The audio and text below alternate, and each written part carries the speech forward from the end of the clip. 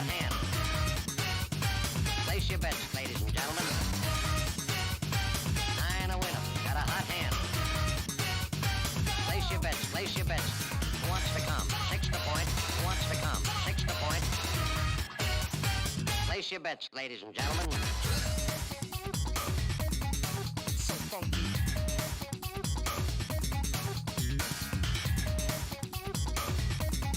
So funky. Check me out, y'all. 8 shooting for 9. 5 shooting for 9. It sent him into depression. 9. Place 9. And then he started in a few bad things, and there's 5 shooting for 9.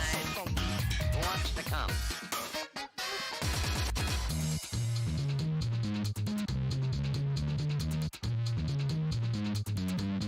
Place 6. So funky. So funky. Coming out again for a new point. So funky. Bets down, ladies and gentlemen. Who wants the hard 4? So funky. 5 wants 4. Check me out, y'all. 4 4's the point, mark 4. So funky. Ace deuce scraps, mark 4. Ace deuce, deuce. So funky. Scraps, 1. 9 a winner. Got a hot hand. Hot hand. 9 a winner. Got a hot hand. Place your bets, ladies and gentlemen. 9 a winner. Got a hot hand. Hot hand. 9 a winner. Got a hot hand. Who wants to come? Check me out, y'all. 9 a winner. Got a hot hand. Place your bets, ladies and gentlemen. 9 a winner. Got a hot hand. Place your bets.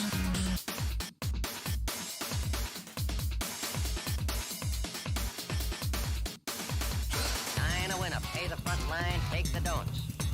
He's coming out again for a new point. Get your bets down, ladies and gentlemen. 4 4's the point, mark 4. Ace deuce. Who wants to come? 6 to point. Who wants to come? 6 to point. Who wants to come? 6 to point. Play 6. 9 a winner. Pay the front line, take the don'ts. He's coming out again for a new point. Get your bets down, ladies and gentlemen. 4 4's the point, mark 4. Ace deuce scraps, wants 4. Ace deuce scraps, wants 4. Ace deuce scraps, wants 4. Ace deuce scraps, wants 4. Ace deuce scrap, want 4. Scrap, want 4. Who wants the hard 4? 5 wants 4. Check me out, y'all. 9 a winner. Got a hot hand. Place your bets, ladies and gentlemen. 9 a winner. Got a hot hand. Place your bets, ladies and gentlemen. 4 and he made it the hard way. Pay the front line, take the hard. You have a shooter and a good one. Coming out for a new point. Get your bets down, ladies and gentlemen. He's a rolling point is 9. Place 9. Place 9. 8 shooting for 9. 5 shooting for 9. He's a rolling point is 9. Place 9. 8 shooting for 9. 5. Before hello, that, though. everyone. We're a little bit late. Also, I think you may have accidentally hear someone talk about Brendan Fraser for a few minutes. Good. Not even like a minute. Actually, it was more like 10 seconds when I realized, oh, I unmuted the wrong thing. It's like, you probably couldn't hear it over the sound of Funky Dealer. Brendan Fraser should be Umineko live action. Okay. Brendan Fraser should be Battler's. No, What? no, I no, thought no, Tom no, Holland no. was gonna be Battler Shiramia. No, he Should could be be on- Kraus. Oh, okay, Can we just get Brendan Fraser to play Rudolph? Oh, that would actually fit, actually. Rudolph or Damn. Bob would be the choice. Well, I was thinking more or less Brendan Fraser from the early 2000s. Yeah. If it was the And early then- 2000s, it would be Brendan Fraser as Battler Shiramia. Nowadays, it'd probably be Tom Holland. Then get Helen Mirren to play Kumasawa. That would be dope. No, just get Linda Young. See, they should have gotten an early. They should have got an early 80s or late 80s, mid 90s Keanu Reeves to be Battler. I can see that. Okay, you joke, but you are right on the Matrix nose, man. Keanu or like Bill Right and on the Ted nose. Keanu? I think Kumasawa should be animated entirely, and she should be the only person animated, and no one should address it. It's like Roger Rabbit's just there. What's Kumasawa? I'm trying to come up with who should play like George. Jonah Hill. Pauly Shore. Jonah Hill is actually a fantastic choice. Mother, when can I need to go on my own? I have the whole world to see. No. Shannon, adventure awaits. Oh my We're god. gonna have a whole like existential like battle of the minds between like you and like your witch self. Also, when people are like, "Who's gonna play George?" I'm like, "My man, Daniel Radcliffe is right there." I mean, I was thinking of that, but like I'm trying to picture him as like Michael when he was Cera. a teenager playing Harry Potter, and I just can't make the two people connect. I think George isn't a teenager. Who's a good crazy old person to play Kraus? Dude from Highlander. No. Willem. Wait, which one? There's a lot of dudes from Highlander. Do you And mean which Corey Highlander Burton are or you do you talking mean about? Christopher Lambert? Hold on. No, I think he means Clancy Brown. Yeah. Oh, he's dead though. Fuck. Clancy Brown is not dead. Clancy Brown is very much alive. Yeah, he's alive still. He was in Detroit Stay Human. Oh no, not Clancy Brown. Sorry, fucking. Sean Connery? Did you think? Oh, they you were meant saying Sean. Tom Sean Clancy? Connery would That's make a what I great was thinking, Enzo. actually. Yeah. Sean No, Connery. he wouldn't. I don't think Sean Connery would have the He's The dead. launch. Beatrice! I don't think he would have the watch to like, yell. Beatrice. Oh, Beatrice. Mistress Beatrice. Oh my fucking god, no. He would pronounce it Current like a Willem Scotch Dafoe man. could He'd shave his head absolutely for play Kenzo, I think. I mean, to be fair, look at this picture right here. Come on, that is, he looks the part. It's Looks true. on everything when it comes to that's casting. pretty fair. Actors on set. We're calling Rindy. Yeah, alright. Oh. We'll just get William Shatner Okay. to do it. Really? Mine for a second? Oh, right. Mm-hmm. Seriously? Why the guys didn't tell the Merns when they get together? Would that be you still? I do not know. Jessica's room was filled with laughter.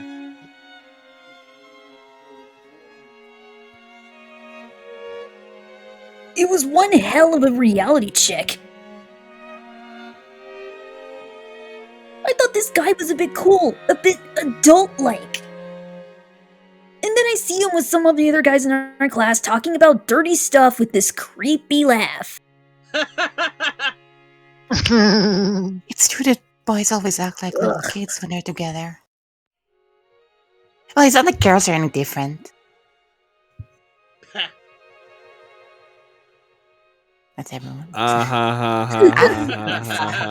me and Quan, I guess.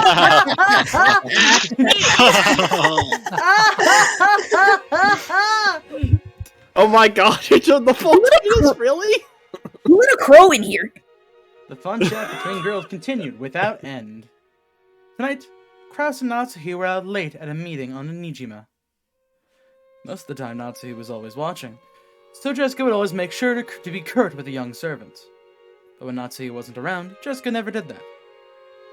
She had invited the servants of a similar age to her room and they were chatting away noisily.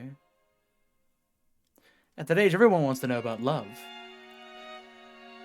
Thanks to the rigid and constricting way Jessica had been brought up, she enjoyed talking about it all the more. But you're pretty incredible, milady. And you're that age. Are there any boys you're interested in?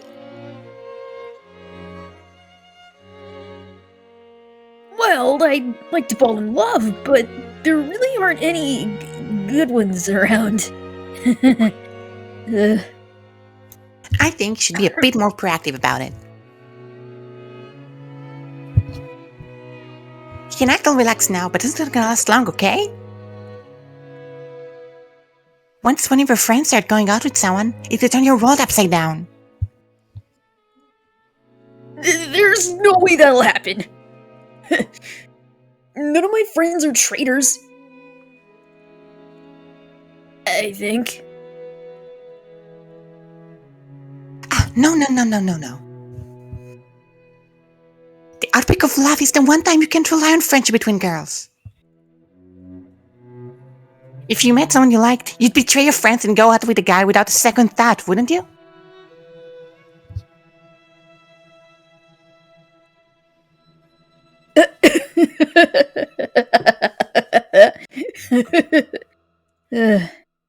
What about you, Shannon? Save me. It's not fair if I'm the only one who has to talk. Help me out here. I, don't have anyone like that around. Not around. He's far, far away, and like Orima and Hikiboshi, I don't get to see him very often. In fact, I don't even know when I'll be able to see him again. However, I believe that he'll come for me someday. I believe it. Don't you betray me, okay, Shannon? If we get boyfriends, we'll get them together. You got that? Right? Right? We promised, right? Well, you might not believe it, but it's not at all rare for girls to, just like Shannon-chan, to get a head start.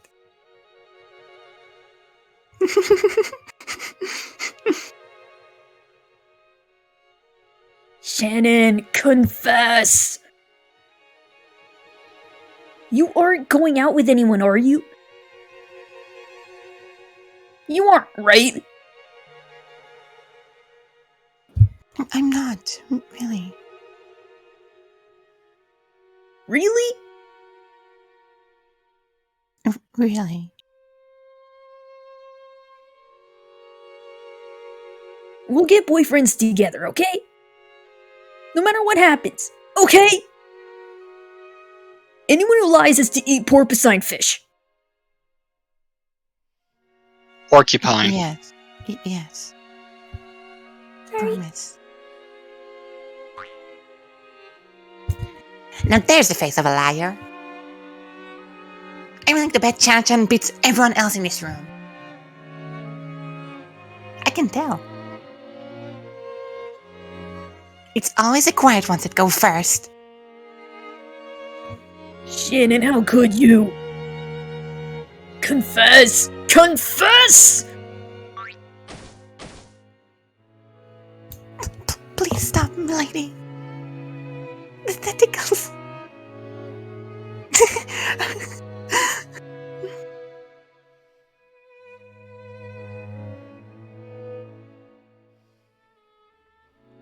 I'm gonna assume that's you. And so another Sunday afternoon passed by. Because it doesn't matter. I worked my way out of the fight and looked up at the sky through the window. Is Valerson happily chatting away with his friends somewhere right now? Just like I am? As I think of you like this, are you thinking of me? But if I ask that, it's the same as admitting that I don't trust you. I'll wait. And when you do come for me, I'll announce then and there that I'm quitting my job. I've already prepared myself to do so. But you haven't come yet. That isn't because you won't come, but because I'm not determined enough yet, right? It's because I haven't clearly envisioned the future with you, right? I'll wait. No matter how long. Until you come for me, riding a white horse. I will always treasure a promise. The promise of our precious resolve. Never make a promise with a guy. You can't count on them. Thinking that she had read my mind, I spun around. Of course, she hadn't, but... Well, for stuff like that, I think guys and girls have different ideas of what's important. No, that's not it. You've got it all wrong. On the whole, girls tend to be more dreamers, and guys tend to just do stuff without thinking. I guess understanding between the sexes is pretty much impossible after all. At least I think it's pretty hard. Whoa. Girls often have the bad habit of thinking they know exactly what a guy's thinking right away. They search for hidden meanings behind words that guys say for no reason in particular. And just get a wrong idea. Yeah, I've known girls like that. Feeling pretty called out right now, though, but I've known girls like that. Those girls who hear something that anyone else could tell them was trivial, but think it means the guy is totally into them. Yeah, I see it all the time. It's a bit sad when a girl gets the wrong idea.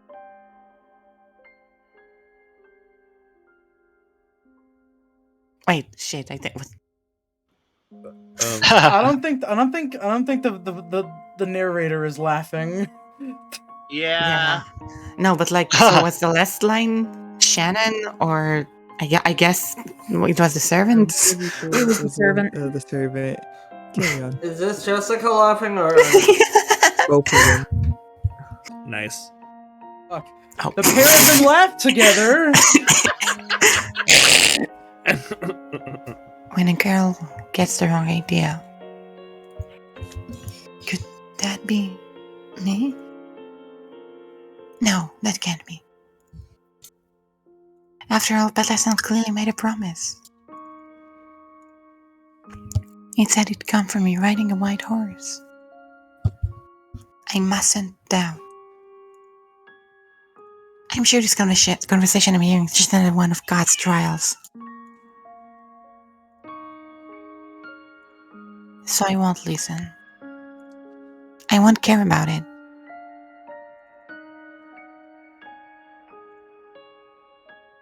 If there's one thing I never want to be, it's one of those poor girls who thinks a guy's heart is linked to hers for no reason.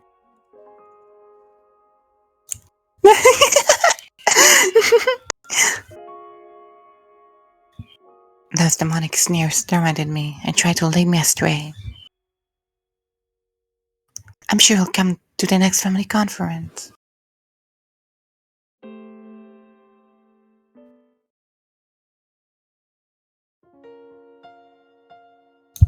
But Bellerson didn't appear at the 1982 conference either.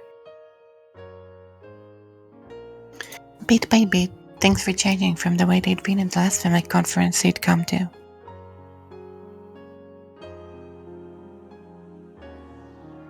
Everyone had gotten completely used to Kiryu-san, Ryo-sama's new wife. And she came down off the boat with a familiar stride. Her daughter, Anja-sama, was going well, and all of the family focused their attention on her. Even Maria-sama, though she was still tiny, was already 5 years old. She was full of energy and only have to enjoy playing with George-sama. Jessica-sama and George-sama had already stopped talking about Batterson's absence. It was the same with the other relatives too. No one touched on the subject, as though they had forgotten that Batterson was missing. Maria-sama had only been 3 when she'd last seen Batterson. It was doubtful whether she even remembered him. In just 2 years, all trace of your existence has been erased from the Oshumiya family conference. That made me sad. And so,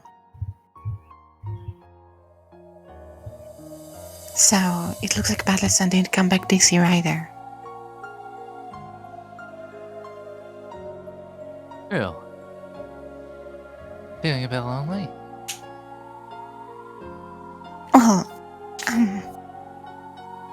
Look, Rudolph and Kiryu don't bring him up anymore. It looks like Battle-kun was much more serious about it than we thought. I wonder if he really will stay away forever. It looks like that was him leaving the nest after all. He spread his wings and left for a new state of life. Don't you think so? He's always been crazy and reckless. Well, what more do you expect from a guy?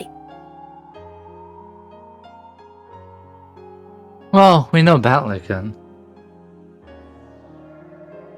I'm sure he's adapted to his new life and is enjoying himself. So I don't think there's any reason to worry.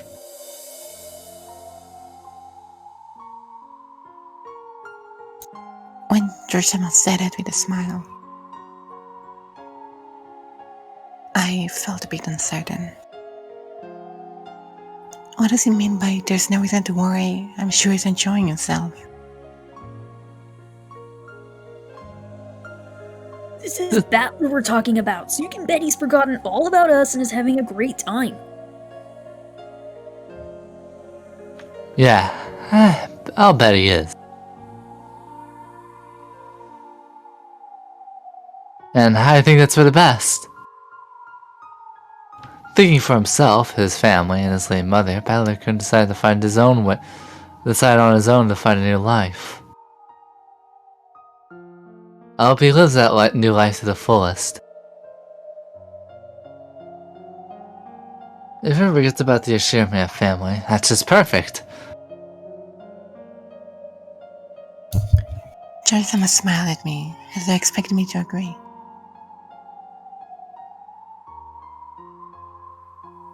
After a moment of shock, I smoothed my expression over and found the expression he was expecting. Is Battler's son living happily? Having forgotten about the family, about me, about our promise?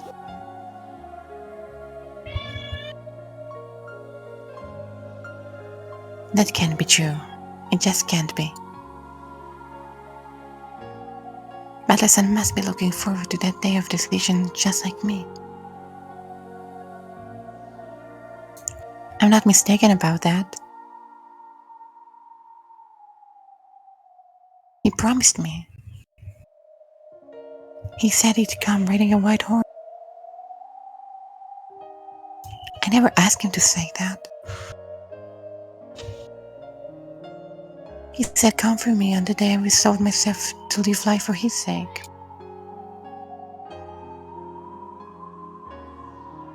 He made that promise himself.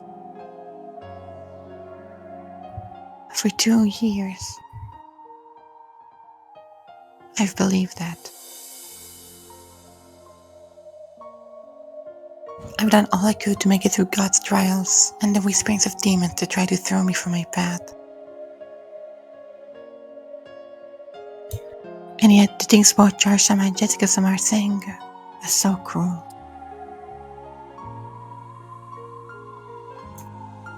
Battler-san has forgotten about us and has started a new life.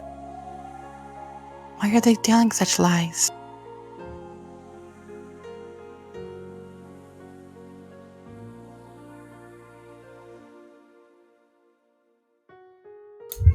But that night,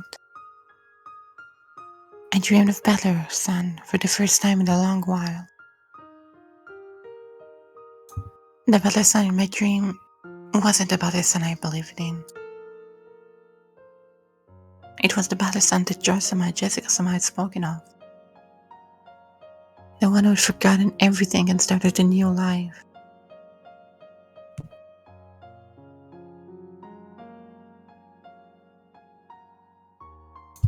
Morning. I woke up with a tear-stained face. The face I saw in the mirror cried and told me it couldn't wait any longer. If I've managed to wait this long, why can't I wait any longer? This is a trial. So we must believe in him and wait. But the me in the mirror spoke. It was sharper than a fragment of glass.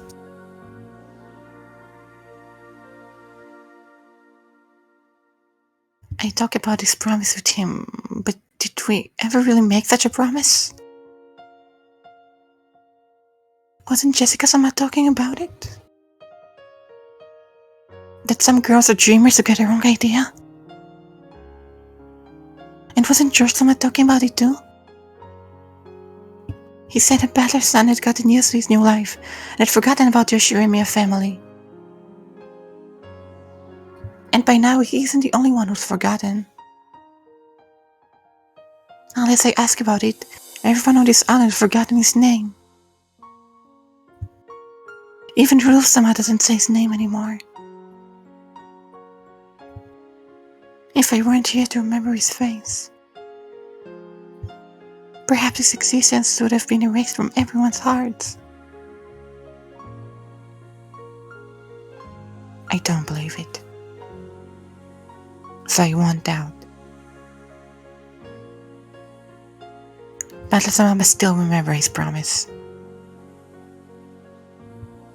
We're both waiting for the day of decision. The day we'll be together. Battle-san, I firmly made up my mind. Does the fact that you are not here mean that, after all, I'm not determined enough? No. It's because you and God are testing me, isn't it? In that case, I will endure. Until that promised day inevitably comes. So, please. Battle-san. I want some proof that you haven't forgotten me. It was the crack that ran across my ceramic-like heart. I had to acknowledge it now. It may be that I'm pretending not to notice something terrifying and sad. Battle-san makes me yearn from him. Battle-san makes me sad. Battle-san makes it hurt. Battle-san, do you still remember me now?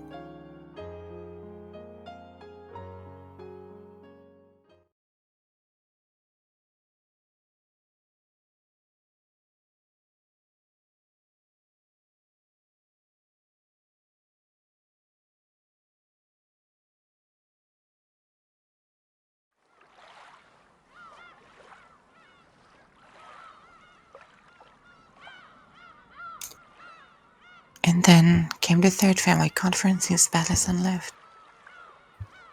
If the number of beds was going to increase, we would have been told about it when setting up. The fact that nothing has changed in particular means that he probably won't be here this year either. Clinging to a final bit of hope, I stood by the docks, watching the boat draw closer.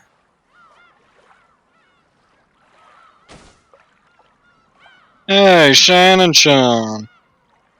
You're looking as pretty as ever.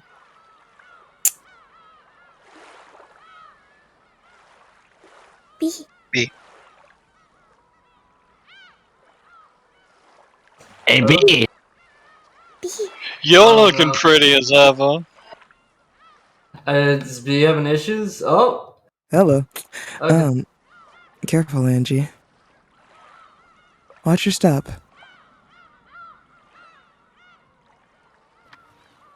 Hey, Shannon. I really do love Rakindama. I can't wait for Uncle Kraus to turn it into a resort. There's no need for that. It'd be such a waste. You've got a point there.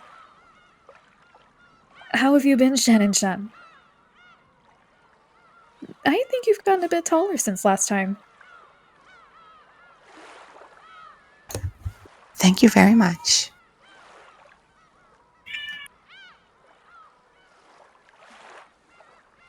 And the weather's as good as again this year. So great having every single member of the family together, all nice and cheerful. Please allow me to guide you to the mansion. So after all, Butlerson has been so thoroughly forgotten that he might not have existed in the first place. I'm sure the sadness will show on my face. Not wanting anyone to see it, I turned my back to the family and led the way up to the mansion by myself.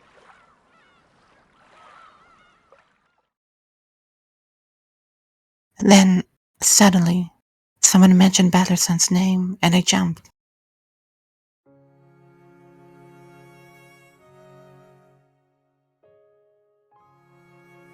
Oh.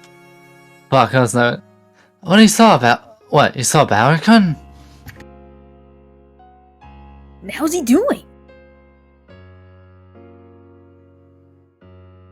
Yeah.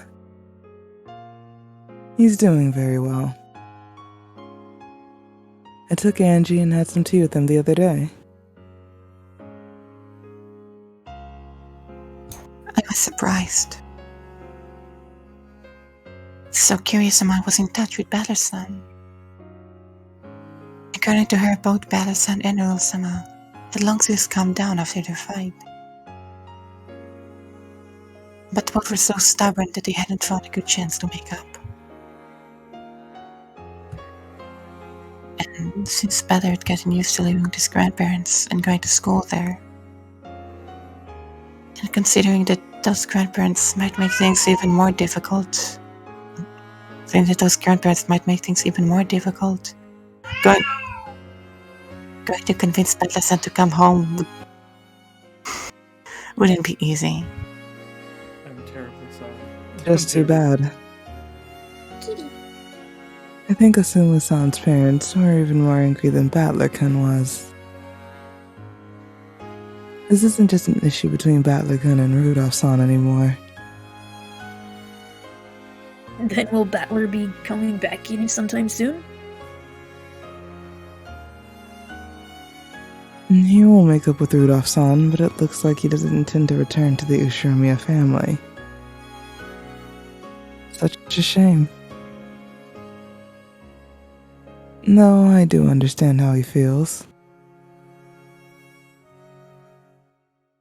It was a bit of a relief to hear that some of the bad feeling died down in these 3 years. If you take Asuma-sama's parents into account, it's not surprising that things haven't gone as well as they could. But if Batterson doesn't hate Rudolph-sama anymore, then someday, surely he'll come back. He'll have grown so much. My resolve will not waver anymore. For some nights these past 3 years, I felt sad and resentful. But now, it feels as though those 3 years were something I needed. After all, the seeds of love, the faint feelings I once had for you, have budded powerfully, waiting for the day when we'll be reunited. This is how honest my feelings for you are now. I love you. I want to see you again as soon as I can. Until that time, I'll keep that bottle of love warm and growing for you. I won't doubt the coming of that day anymore. Just as I think of you under the same sky, I believe that you are thinking of me. I'm sure this news about him is a sign that God is cheering me on. So I asked God one more time, inside my heart. Since my feelings for Batterson have not wavered for a day these past 3 years, Let me know that he feels the same way. I know that asking for that is a sin. However, now that we've reached a 3-year turning point, I want some gift from God, any gift, to show that I have not waited in vain. That is what I prayed.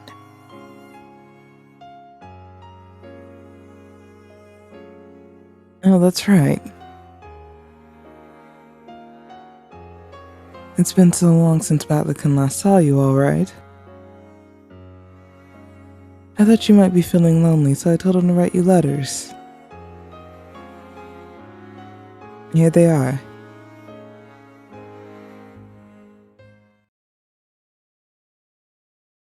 Huh? Did God really hear my prayers? I felt as though my heart was going to leap out of my chest.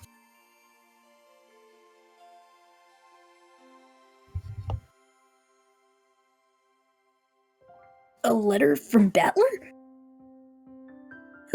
Awesome! What'd he write?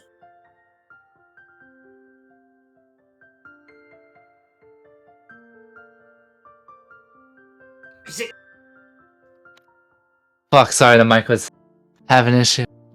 Did he say anything about what he's been doing lately? I can't wait to read it.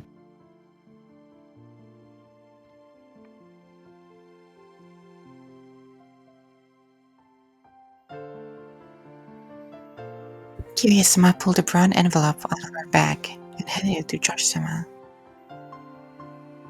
Just one?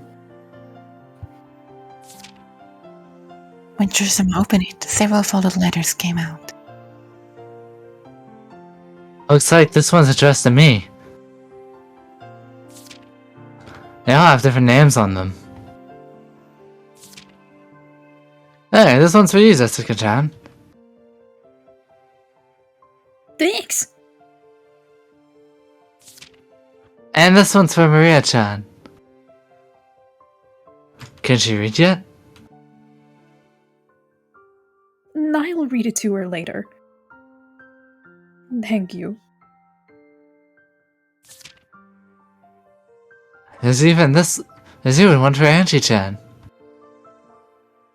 Ah, of course she can't read.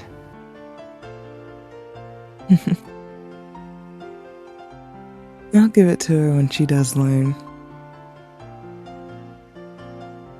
He says he's doing great and having a blast. Good for him.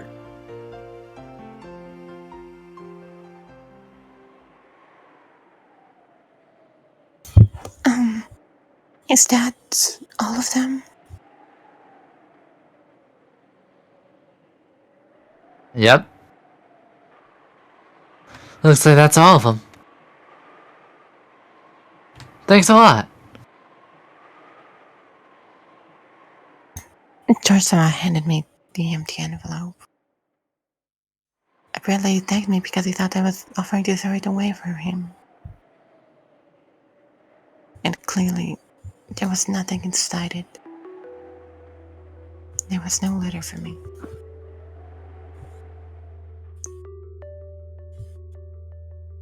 Whoa. The more I read, the more fun it looks like Ballican's been having. Living every day to the fullest. That's what it looks like in mine, too. If he's happy, then I guess that's what counts.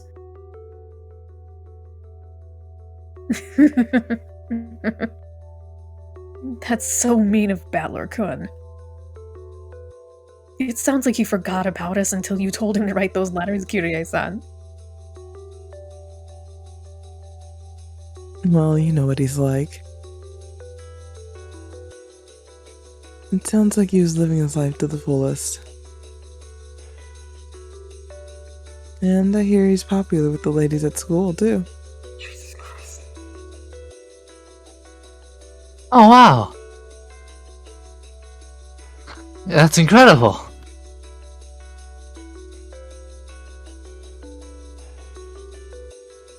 There should be plenty of girls who like those hilarious melodramatic lines of his. Makes sense to me.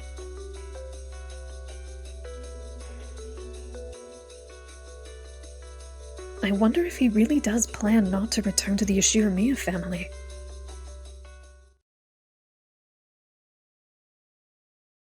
Looks like it.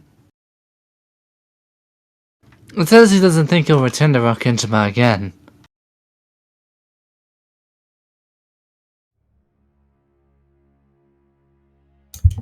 I knew that all of these letters were trials from God. The fact that there was no letter for me, and the fact that he was enjoying life and had forgotten about Rokkenjima, were just more trials.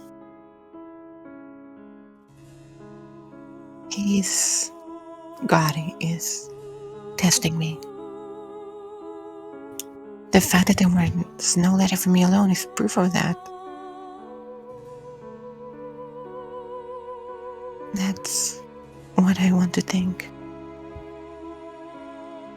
But now it's just too much.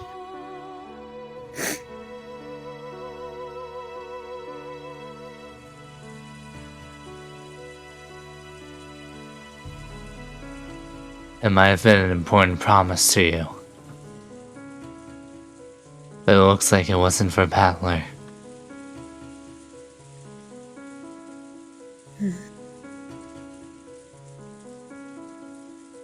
No way. Then that promise about him coming for you was... I was a dreamer. It was just an illusion I created. Battler, they are probably just meaningless words to him that make him sound cool.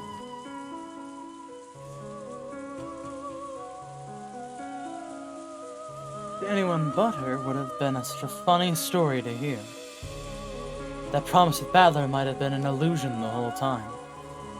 In the first place, we don't know if they both felt the same way about each other at all. Love is an illusion. However, if both sides are seeing the same illusion, that love becomes true. However, when the feelings of each other, of each side, are different, then it's nothing more than a joke. This is Battler's sin.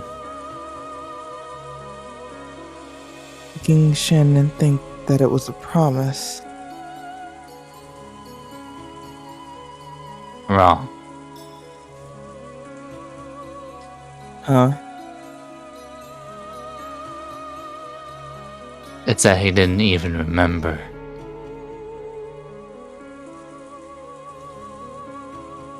If he simply broke his promise, I could have taken him to task for it. I could have regretted my mistake, or I could have won him back. However, you can't question someone about something they don't even remember.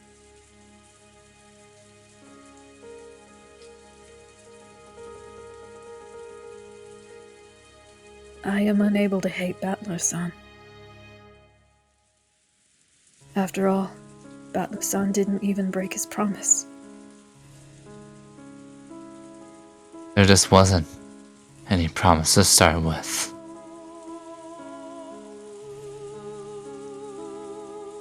It was nothing more than a sad joke.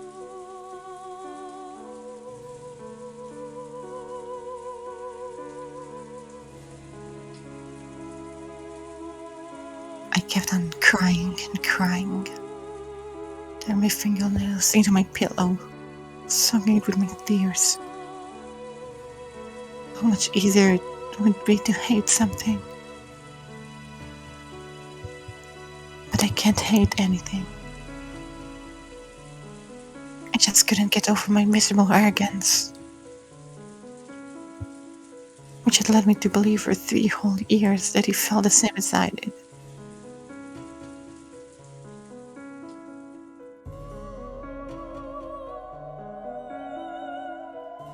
I am to blame for this. My irresponsible words led you to believe the battler made a promise. No. This isn't anyone's fault.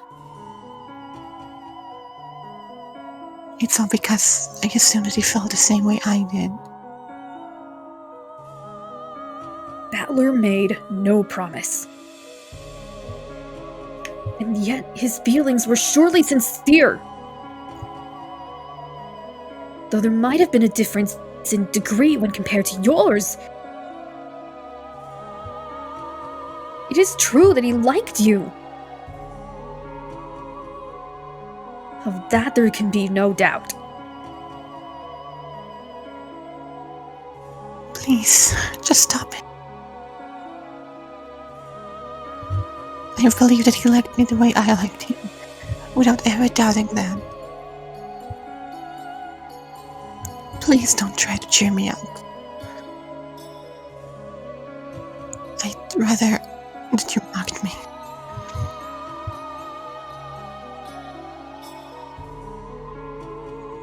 Before I knew it, a dull, inescapable pain had pierced my chest. When I pressed my hand against my chest, I realized what that pain was.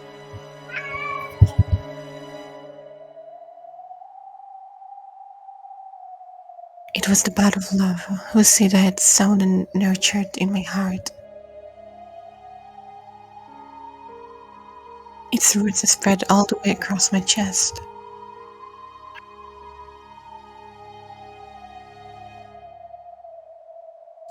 Tormenting me like a metal wire wrapped around my heart.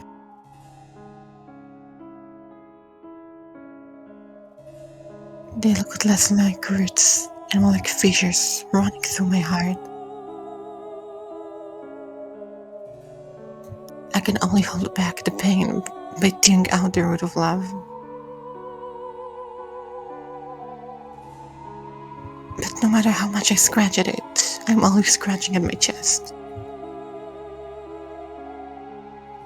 The root of love doesn't move at all. If I started hating Battler's son without any lingering interest or regrets, I'd be able to pull this root out easily. Once I did, it would probably leave a hole behind, but at least it wouldn't hurt me anymore. But I can't pull it out. Even though it hurts so much, the roots of love are still stuck in my heart.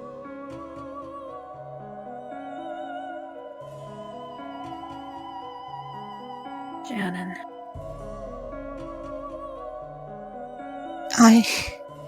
Even now, I love Balor's son. I want to see him. I want to hear him come back. I believe he will come back someday. And I want to wait for him. But right now, it's just too much.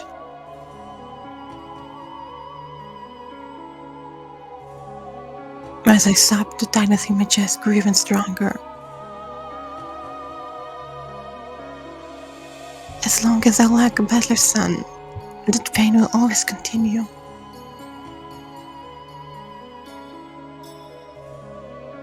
Because I like him, I want to hold on to that pain forever.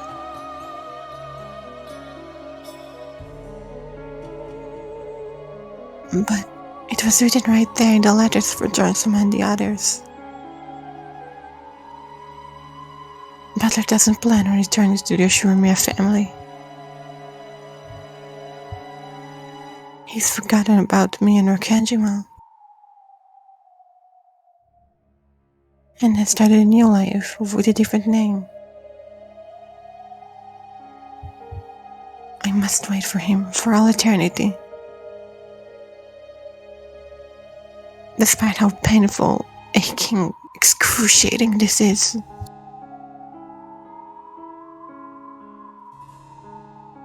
Is this another trial? Is God telling me to wait for him forever? And do that. I want to be with Battler's son. But if this is the trial that I must go through for that, then it's just so painful.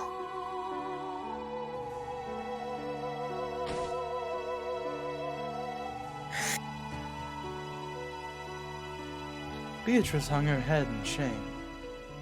If she hadn't encouraged Shannon so much, it probably wouldn't have been this painful. Shannon may have been the one to sow the seed of love in her heart. However, Beatrice had irresponsibly watered it and told Shannon not to give up. Beatrice scratched at her chest, trying to share Shannon's pain.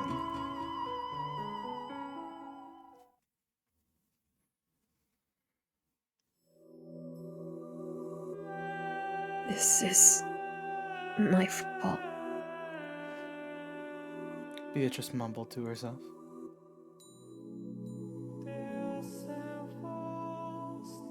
What's your fault?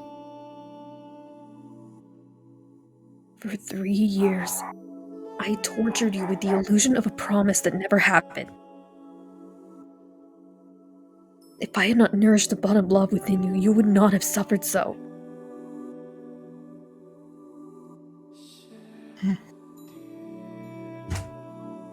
Shannon. This may sound harsh, but listen. What is it? Forget Battler. There was no bud of love in the first place. No. I'm the one who nourished it. No matter how painful it is, I can't forget it. But you cannot bear that pain any longer, can you?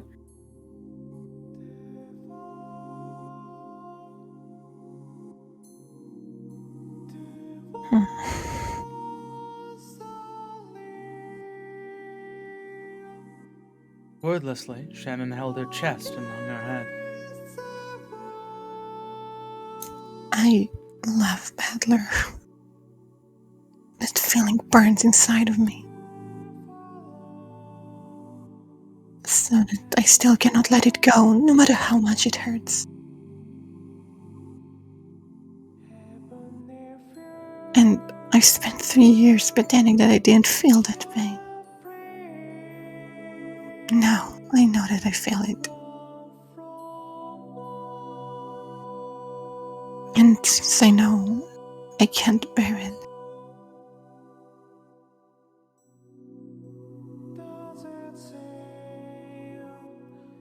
So, you cannot throw away your bud of love for Battler? yes. However, at this rate, the bud, the root, will kill you.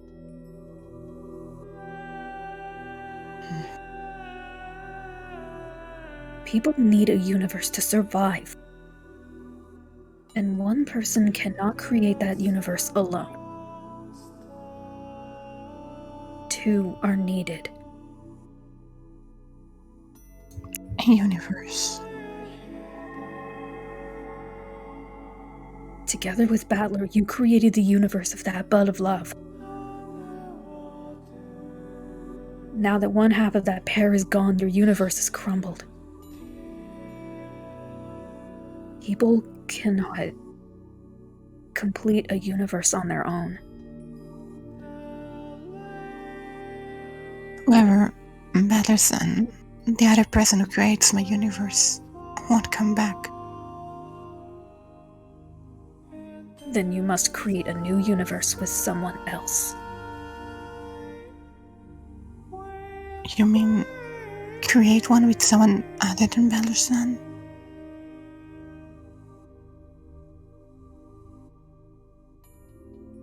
I will give you such a person.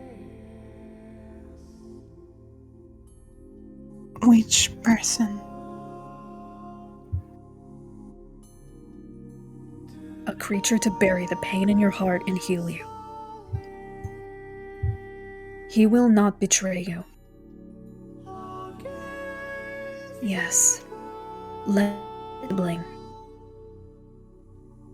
I will give you a little brother.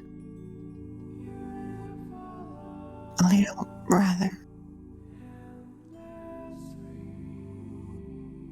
A boy you have always been close to the Fukuin house, whom you love as if he were your real brother.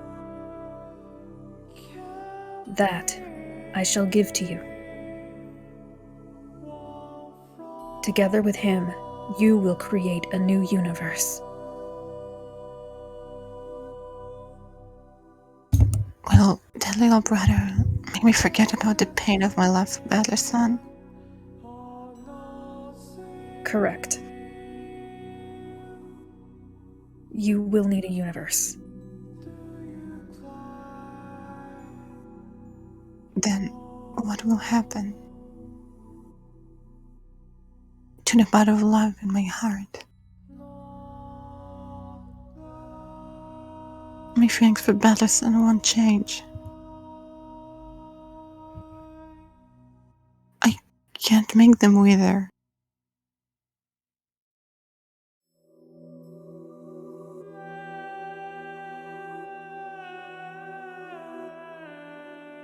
I shall accept that bud and those roots in your place. You will? You can forget the pain of love and create a new universe. I will accept the bud of love in your place. It means that I will accept the pain as well. But I will learn of the single element I do not possess: love.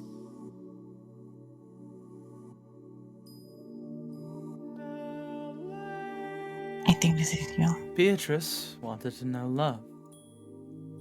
She wanted to feel what Shannon had felt in the world of humans. And Battler ever does return, if the bud still has not withered and you still desire it, I shall return it to you. What do you think of that?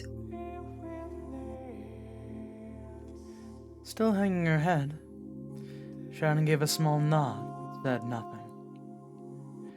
It would mean release from this unbearable pain. And it would mean giving the bud of love to the witch, to hold in her place.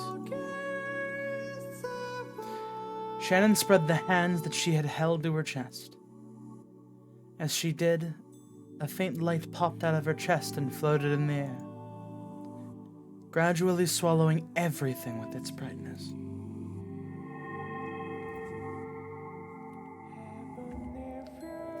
As the brilliant light began to fade away, Shannon and Beatrice, still facing each other, were now inside a vast, starry sphere, like a planetarium. They were the only ones in this pitch-black, starry sky. Shannon felt as though she'd seen this place once before, but she couldn't remember.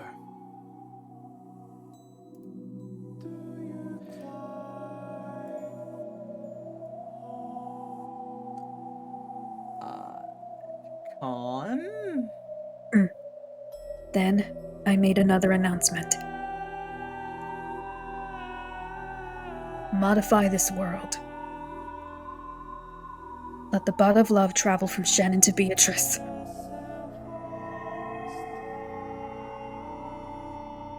This way, Shannon won't be tormented by the bud of love anymore. And furthermore, she will be given a little brother, with whom she can create a new universe.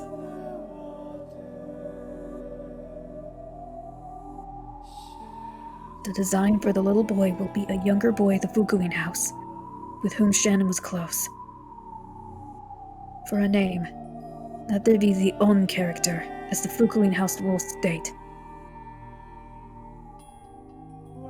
Yeah, I've decided. That's a perfect name to go with Shannon's. He'll be a quiet, reticent boy.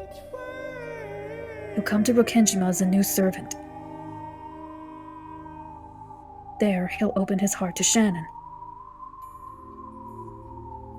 As a duty-minded boy who loves Shannon like a big sister, he'll always be there for her. Let's have him be a special servant like Genji, who is permitted to serve Kinzo directly. Yeah. That sounds kinda cool.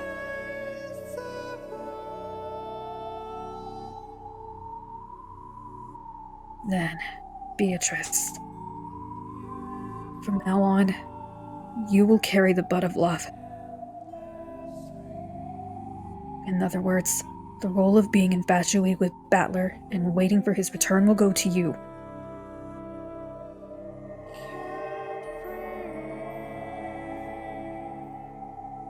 While you are still the witch who reigns over Rokenjima's night, you have also been waiting for Ushirimiya Battler ever since that day 3 years ago. Along with this change in setting, I'll give you a new form as well. He did tell us what his ideal woman would look like once.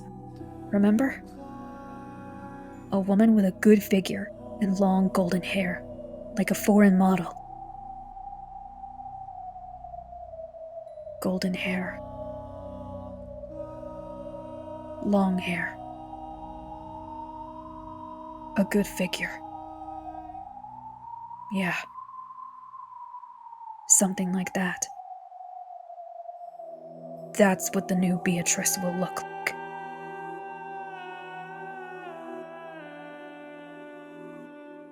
Come now. Hold that bud of love in your heart as you wait for Battler. This way, you will learn of love in exchange for earning pain. 1 second.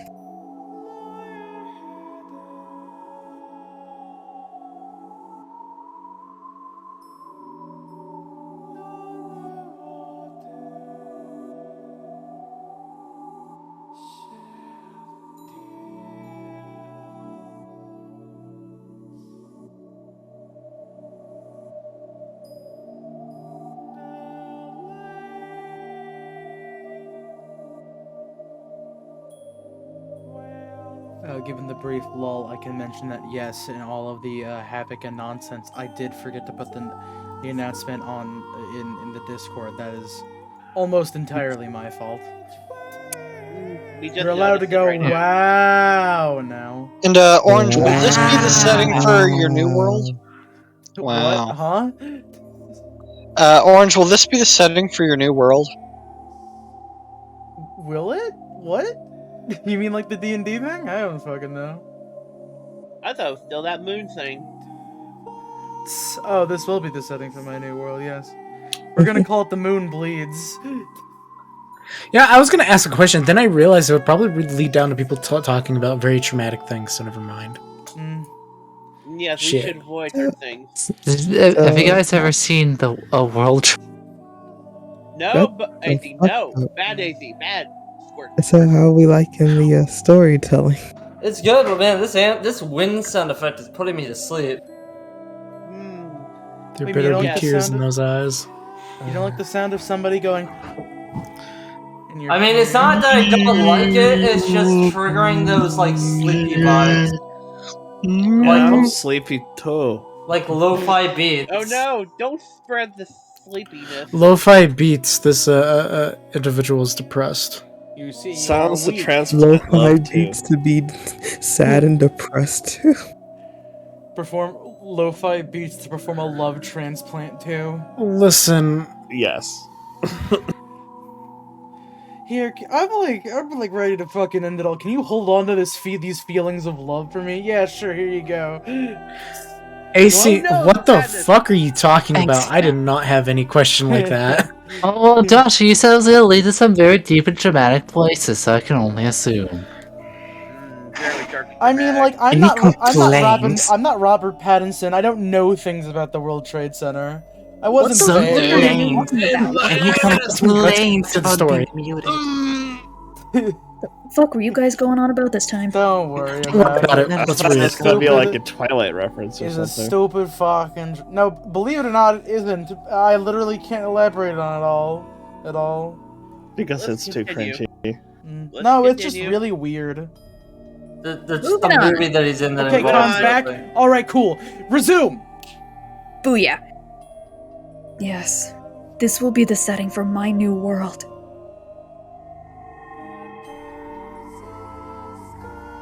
For Shannon, a new servant-like little brother will come. Hold on a second again. Fuck. Okay, Josh, you can cut again here. Man, if really, Will if do. Shannon is Shannon, which I'm going to assume that she is, man, that she's definitely got something going on with her. Something more than we don't realize. Wait, Kaneko's away from the mic, and LaRouche isn't here.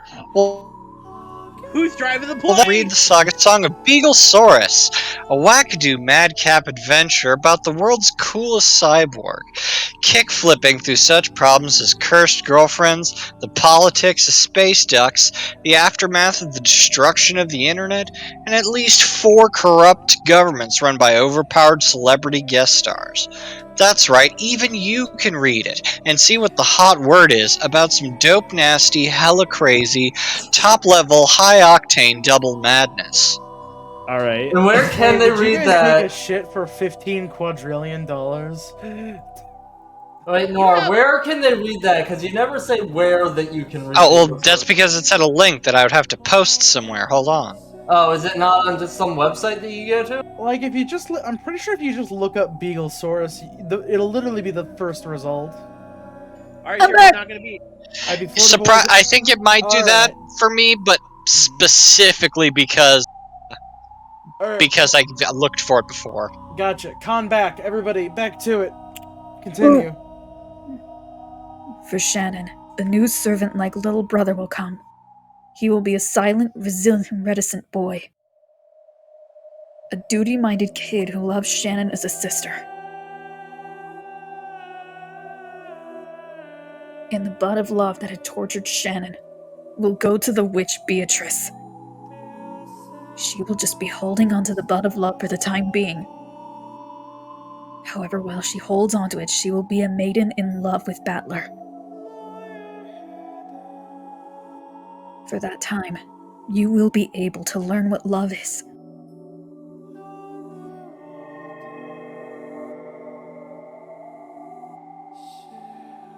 Come, let the world be modified. Oh, I am one, yet many. Awaken us and stretch your wings in this new world.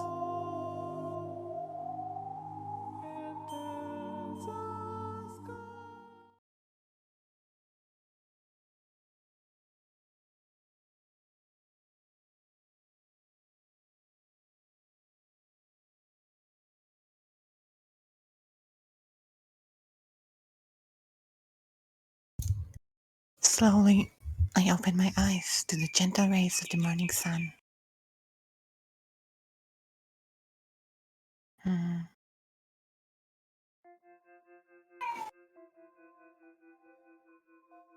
How long has it been since I last saw such a pleasant morning? The face in my mirror is tear-stained and pathetic. However, my heart is as clear as the morning sun.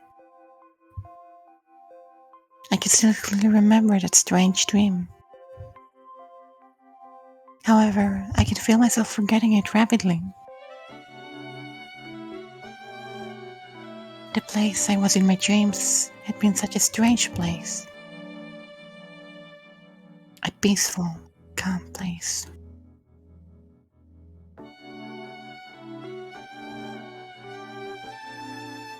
There, I had left behind the pain I'd carried in my chest until yesterday.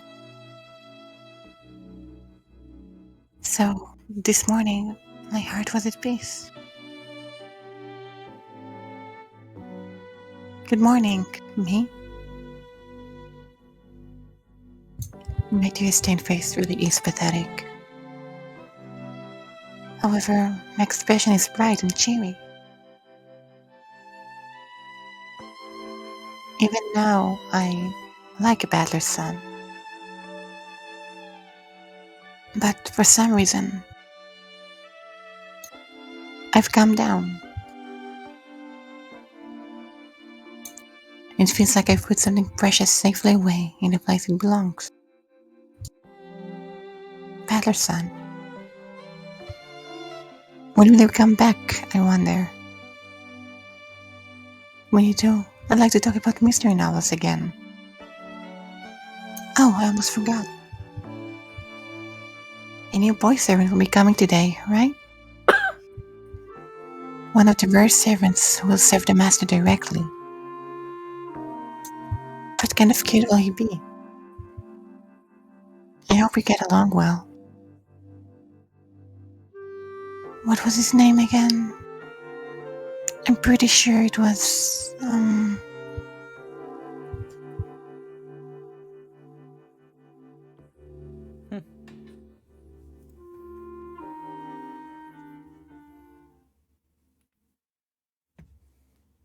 One year later.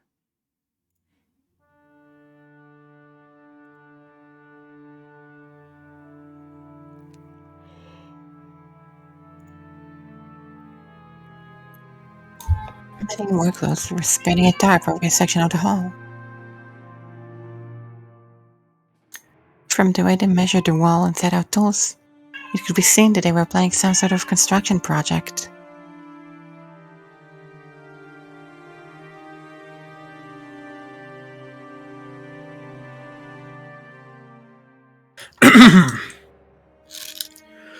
This is the utmost importance to the master. Be sure that you do not damage it. The president of the construction company nodded his head several times to show that he understood. Then 6 young workers carried in a large rectangular object wrapped in a white sheet.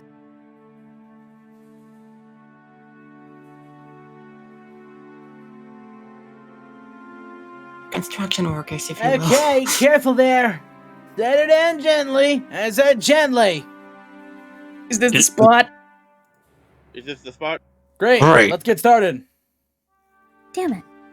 Apparently, they're putting something large into the wall. That is Oh fuck! not quite it. Oh, that exploded. Cool your fucking Jets Bohemian Rhapsody. Okay. Me when I voice the construction worker and Orange finishes the line. Anyway, It's continue. like staying splintered again, folks. Apparently, they are putting something large under the wall of the hall. He plans to hang that thing there?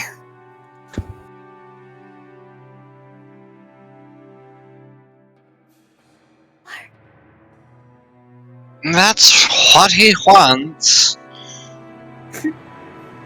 After all, this mansion is little more than one of Father's toys.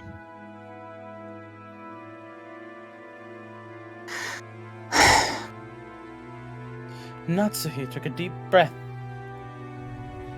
Though this is a whim Wait. of Kinzo's. Oh, Oh, that's shit, probably this- you. Oops. Just keep going until it says Shannon's name in the thing. I guess.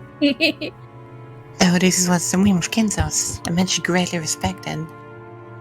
She seemed to resist the idea of hanging it right here in the entrance hall, the face of the mansion.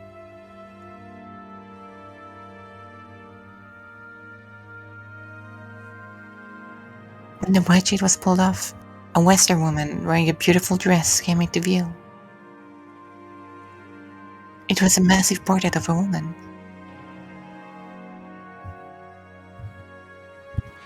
Is it proceeding well?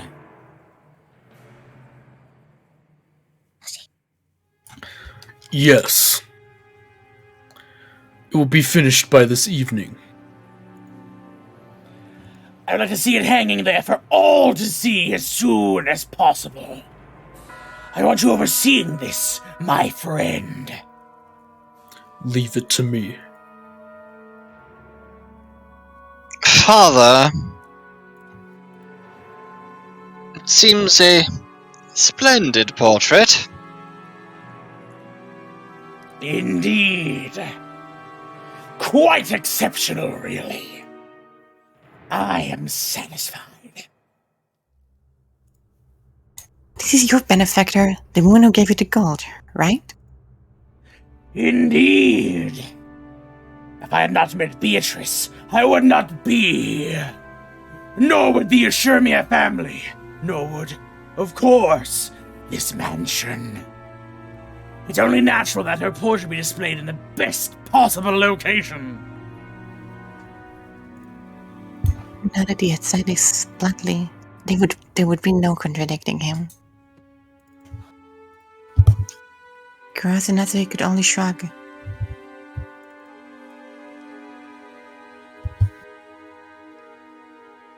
Master, the epitaph plate is here. Would you please check it to see that it is all in order? Indeed. Each and every word must be correct.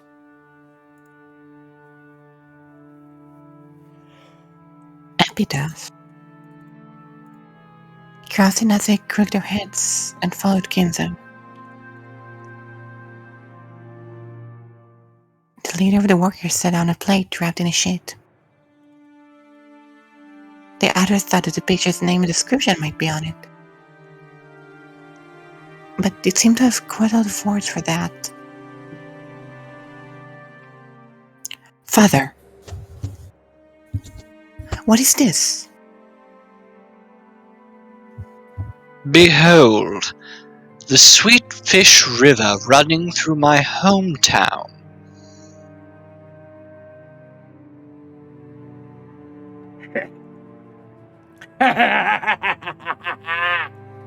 Read and interpret it as you like.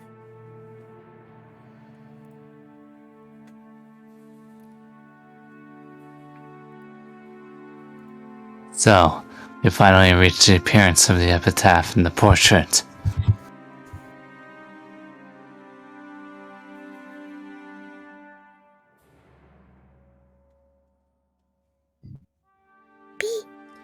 B.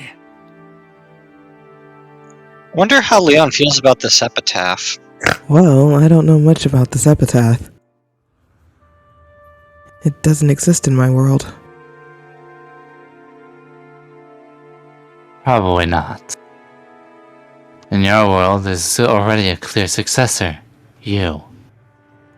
But not in this world. In other words, this epitaph was set up to choose grandfather's successor after all? Most likely. Or you might have wanted to believe in the chance of a miracle.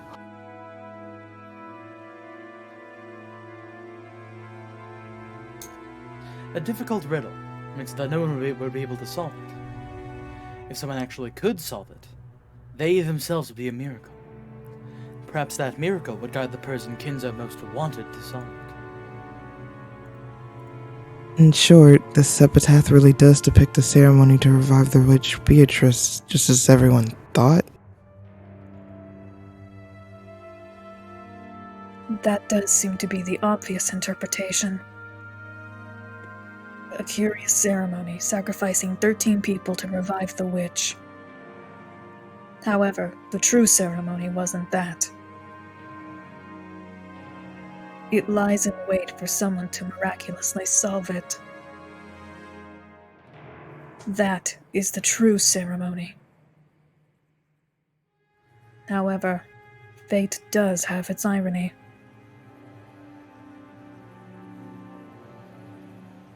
Genji already knew. Maybe Kinzo set this up in the first place because he guessed that Genji knew everything. Was that fate a coincidence, or was something planned? I do not know. However, with this epitaph, the witch Beatrice will revive in the truest sense.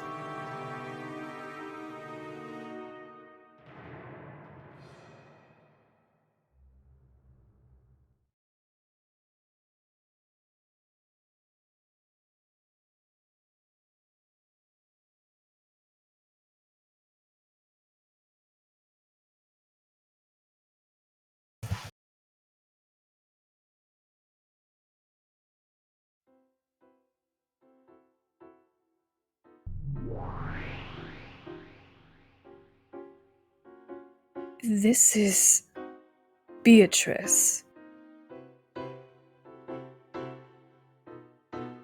My soul was captured by the woman shown in that massive portrait. That might have been literally true. Or, rather than captured, perhaps it would be better to say that my soul had returned to a more fitting place, the place it belonged. Beautiful blonde hair was the same as mine, but tied up. The dress she wore was a deep black, making that golden hair stand out all the more.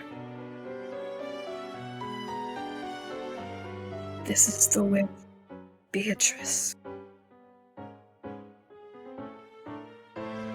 My true form.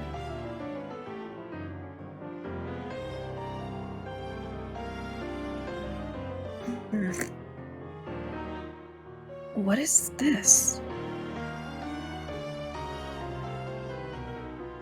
There was a play with too many words for it to be the title of the picture.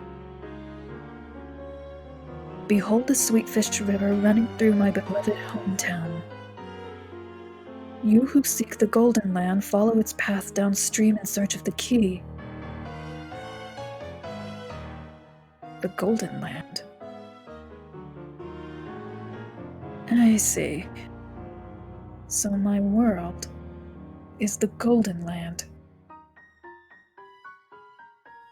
I have always called my own personal world a paradise. But tonight, I shall change that. From now on, my world shall be the Golden Land. I am the master of the Golden Land. Beatrice.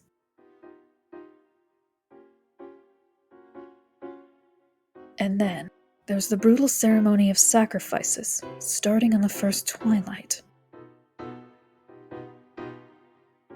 On the 9th twilight the witch shall revive, and none shall be left alive. If I carry out this ceremony, will I revive in the truest sense? Then, on the 10th twilight, at journey's end, you shall attain to the power of the Golden Land's treasures once and for the last time. The witch shall praise the wise and bestow 4 treasure.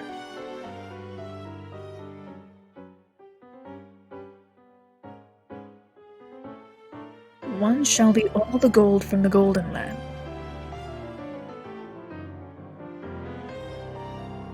Kinzo received a massive amount of gold from Beatrice, and rumor has it that it still lies hidden somewhere. Is this, as the family members and servants are all whispering, a code showing the location of Kinzo's hidden gold?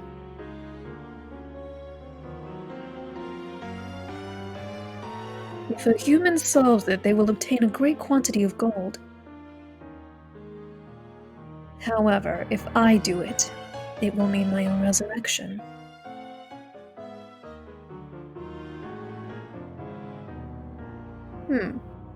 Kinzo, you aging magician.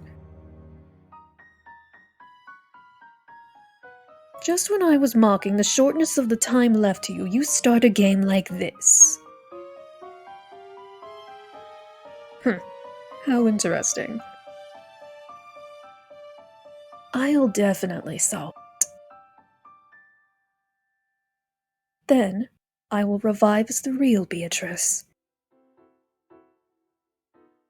When that happens, I will use my great magical power to rule over object and man, day and night, and all of Rokenjima.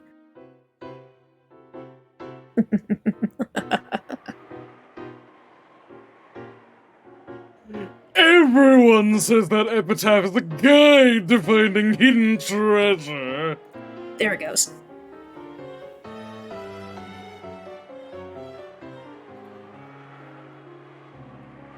Oh.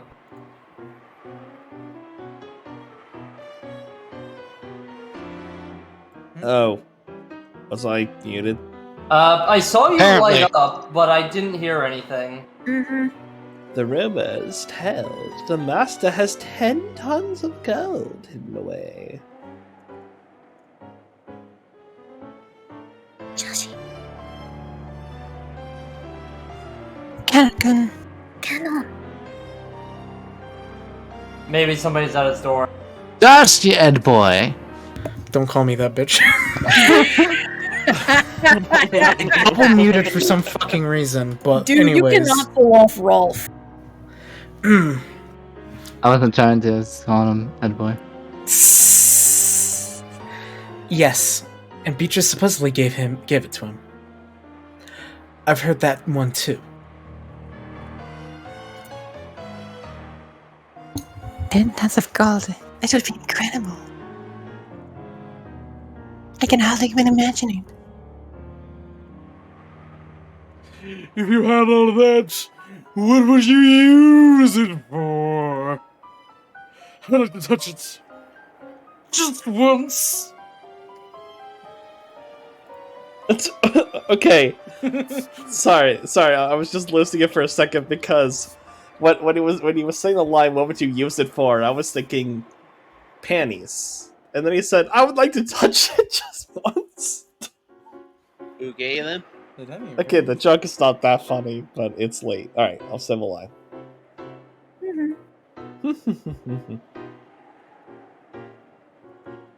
If I get touching it, I'd like to spend it all.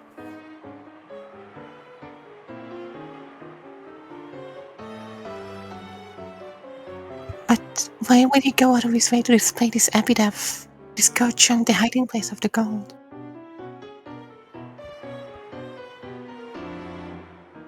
That's obvious.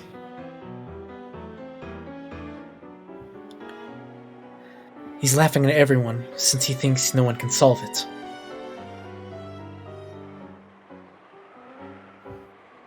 It's a challenge to the rest of us, isn't it?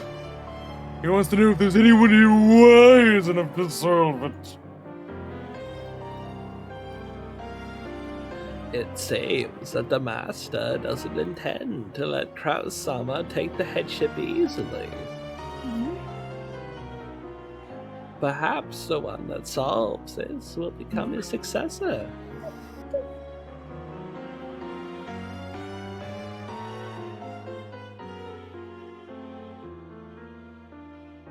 Genji-san, what is this?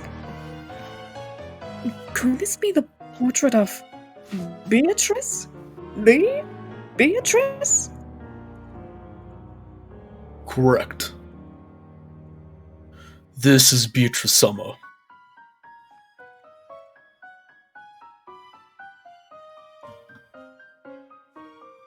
Hideyoshi-sama. Oh shit. What on earth? There's a strange little poem-like thing over here.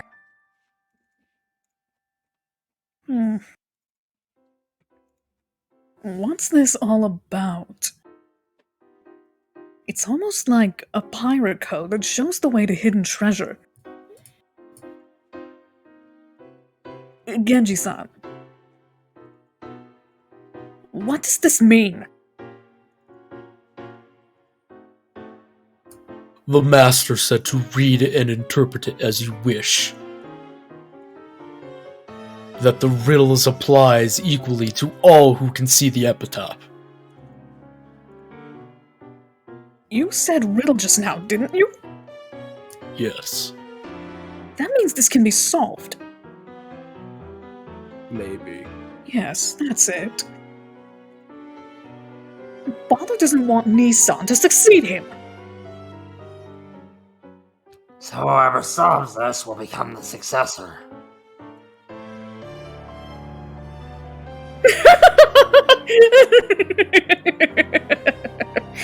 Finally.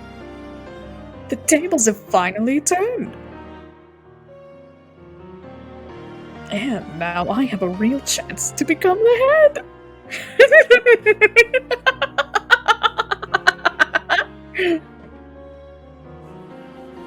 Nice.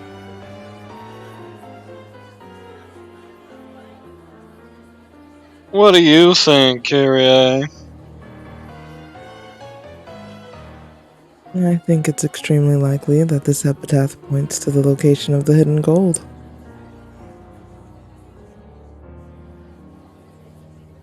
Looks like Anarchy thinks the one who solves it'll be chosen as the successor. That's another theory that might fit. Father certainly doesn't view Cross Nissan as an ideal successor. And this might be a huge trick he set up now that he's reaching the end of his years. So if you really solve this riddle, you stand to gain 10 tons of gold in the position of the successor. On the surface, perhaps. However, I'm sensing some malice, as though he doesn't think anyone is capable of solving it. I doubt he made it to be solved easily.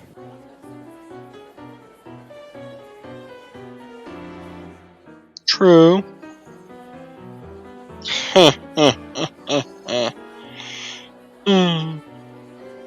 Guess we won't have trouble looking for something to do over a drink for a while now.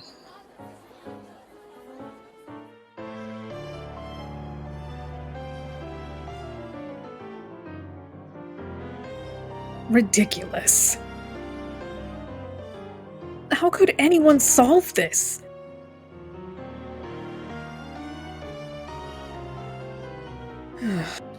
Rosa tossed aside a notepad with the epitaph written on it and flopped over onto the sofa. Solving this means 10 tons of the gold. That much. I never need to worry about schemes for cash again. If I had money, I could pay off my debts. And that man might come back to me. Oh, honey, no. I know where Father's beloved hometown is. And the Sweetfish River?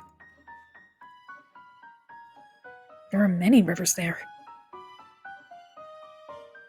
What's the village supposed to be? Ugh, I don't have a clue.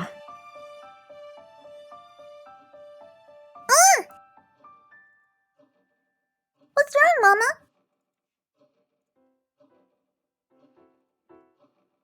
Maria looked concerned. Oh, this is still Rosa's inner monologue. It's really good at riddles, so maybe. Hey, Maria. Do you think you know the answer to this riddle?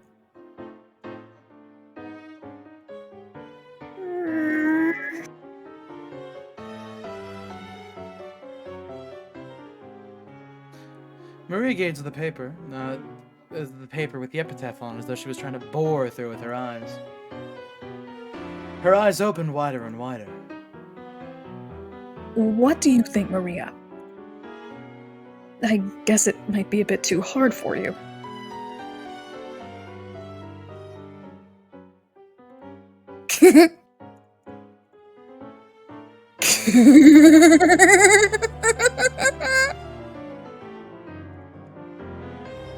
This is a witch's ceremony. A resurrection ceremony for Beato! Where'd you get this?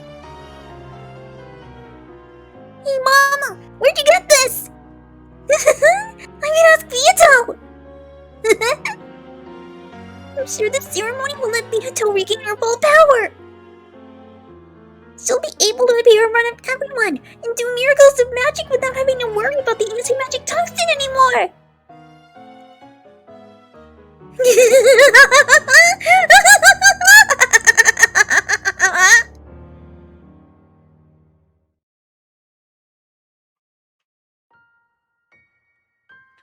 And the epitaph. It seems the family members are all competing to solve the riddle. Good. Let everyone try, and none will solve it, except for the one blessed by a miracle. If I let my guard down, even I might forget the process. That is how difficult it is. Because it is difficult, solving it will bring about a miracle. Precise. Oh my god. Precisely. Been a while? No, doing that fucking voice gave me hiccups. Ooh.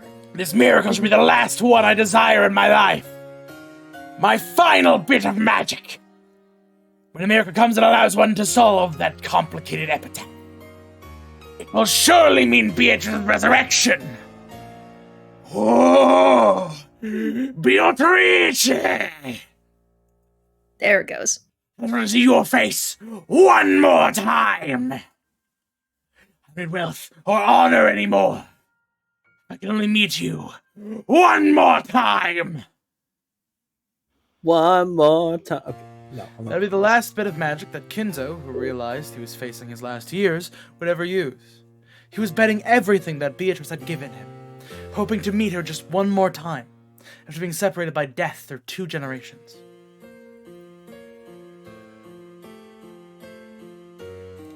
His meeting with Beatrice that day had been the true beginning of his life. And even with them gone, Kinzo remained there alone, on the stage that had gone dark.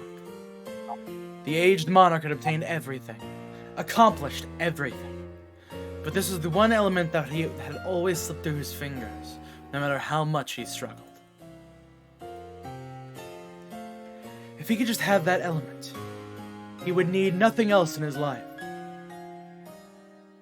In the end, perhaps his whole life was just a journey to learn that one single element makes up all that it means to be human. My friend, with my life's final bit of magic, will my life's final bit of magic show me a miracle? For a while, Genji was silent. He wasn't at a loss for words or struggling to find an answer.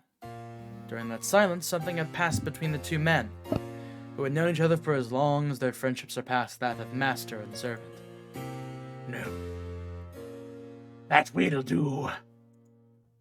No one will solve it. That's why a miracle must occur. Master, please tell me one thing. What is it? If I ask you, if a miracle does occur,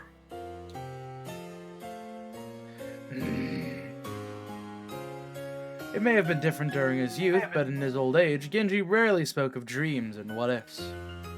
When Genji said, "if," Kinzo quietly waited for the words of the man he called a friend.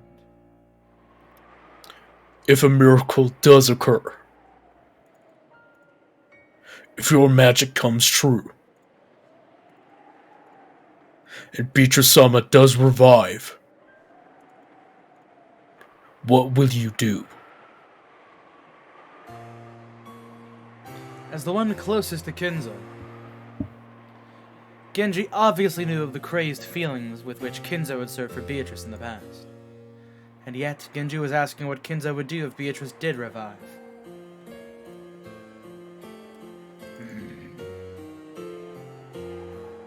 Master, at one time in the past, you experienced the miracle of Beatrice-sama being reborn. If that miracle happened again, what would you do?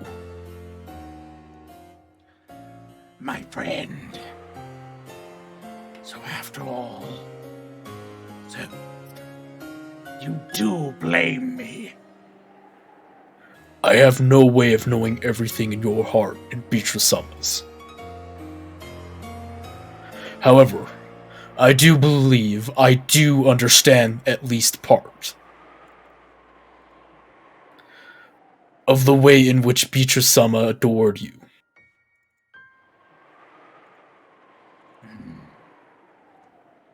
I lament the fact. You may not believe it, but as I have aged, I have come to regret all of it. If a miracle does occur, and Beatrice revives, then, of course, I do not care if she knows nothing of the time she spent with me in the past. No. As long as she is Beatrice, I don't care who it is. I just want to apologize. Is that truly how you feel? Yes, my friend. Regret it. Deeply. I regret those mistakes made in youth. You have aged as well, so you must know. One cannot feel guilt for the sins of their youth when one is still young. Like deep thorns, they began to fester, torturing me.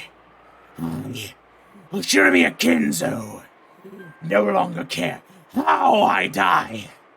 However, this thorn, this regret, is the one account I must settle.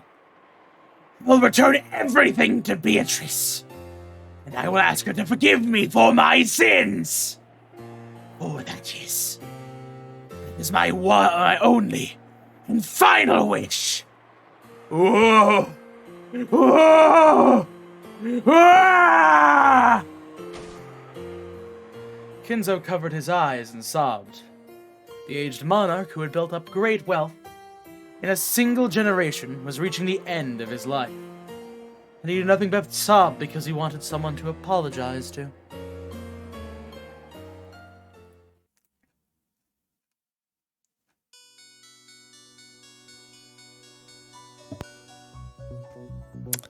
Wasn't the epitaph a trial grandfather made to choose the successor? I thought that too at first, but it looks like the situation's a bit different. At this point in time, I also thought it was a trial. That it was a game for selecting the successor, which Ushirimiya Kinzo decided upon a whim. And it wasn't? This epitaph meant something for Ushirimiya Kinzo and Ronoe Genji that only the two of them could understand. So this was not the workings of fate. It was inevitable. I was no more than a Cinderella, with the pumpkin, carriage, and glass slippers all prepared beforehand. I get it. So, this is a farce that Kinzo and Genji set up. Kinzo did understand. And Genji realized that this was a message.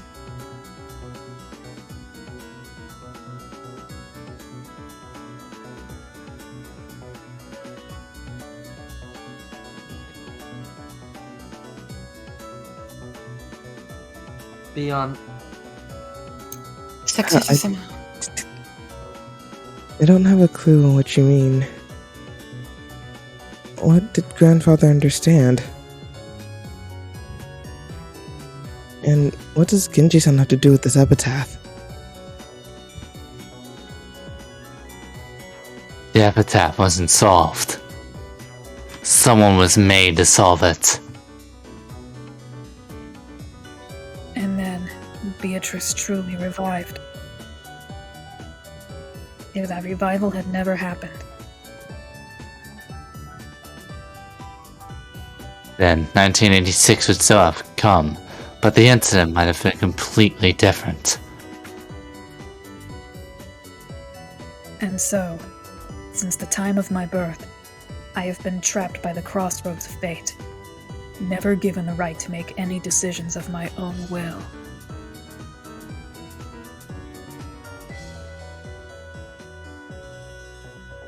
Oh, I am one, yet many. And yet, we have never been able to resist fate. We are little more than leaves caught in a whirlpool. No matter how we dance, we must eventually be sucked in and disappear.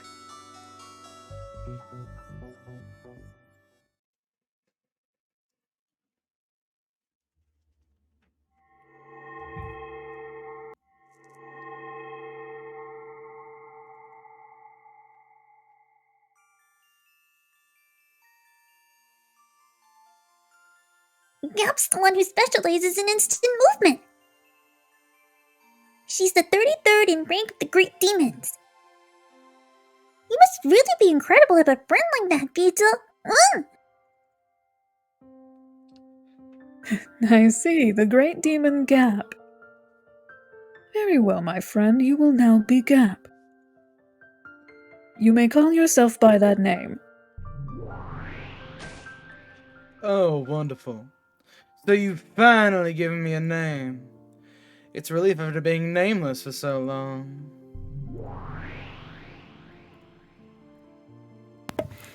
In that case, I would be honored to receive a name as well. Being nothing more than a head of furniture lacks flavor, does it not? Maria. I need a name for this guy, too. He's also a great demon and serves as my butler. He is a subordinate whom I can trust.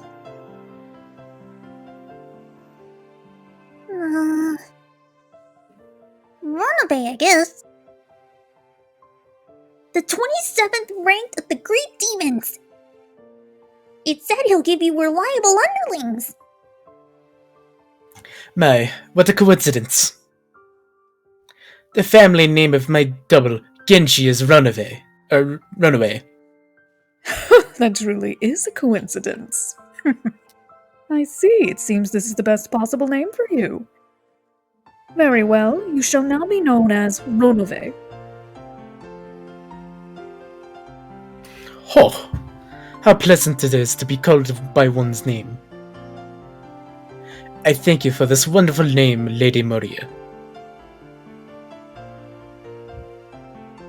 Just as a form can be a vessel, a name can be a powerful vessel too. For unknown creatures of the other world, simply gaining a name can greatly increase their magical power. And that's why names are important.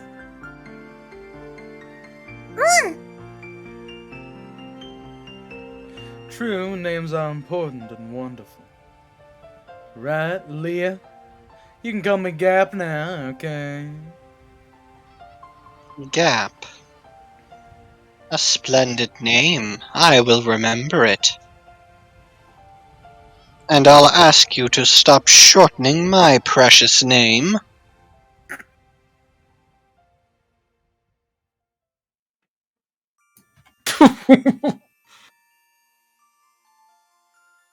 So, you're Vagilia, the one who guides travelers to beaches. That is also a splendid name. Perfect for my lady's teacher. Yes, I do like it a lot. A name is a life. Maria, thanks to you, my friends have found names. I am deeply grateful.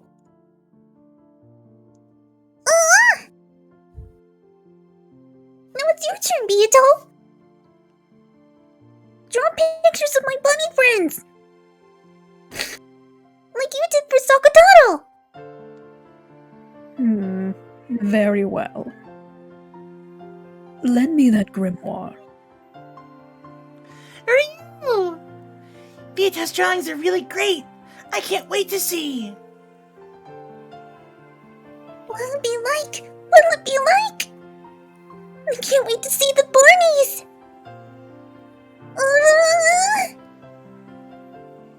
They were in a forest band, were they not? A band. A band.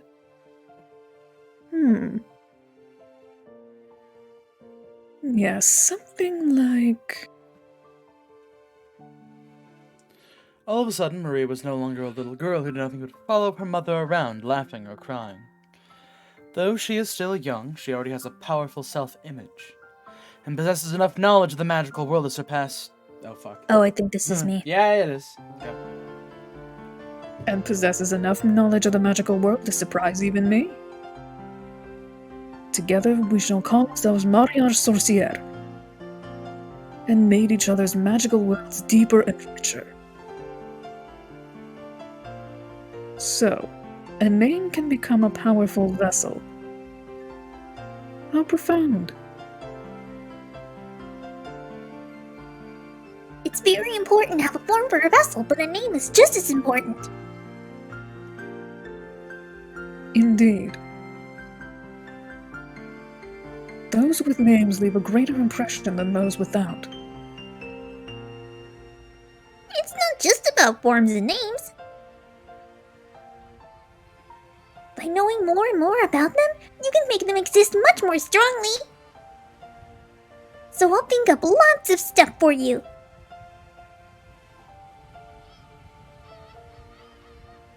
Did you do this for Sakutaro as well? Yep. Sakutaro isn't just a name. There's a lot more to him than that. He is a lion cub, correct? Sakutaro's a vegetarian lion, so he doesn't eat meat. But everyone else thinks he does, and they're scared of him. But Sakutaro's also a scaredy cat, so he's just as scared as the others. Sakutaro's such a coward. You! I don't eat meat. I'm not a scary lion. Oh look! A flesh-eating sparrow! Flap, flap, flap. Sparrows are scary!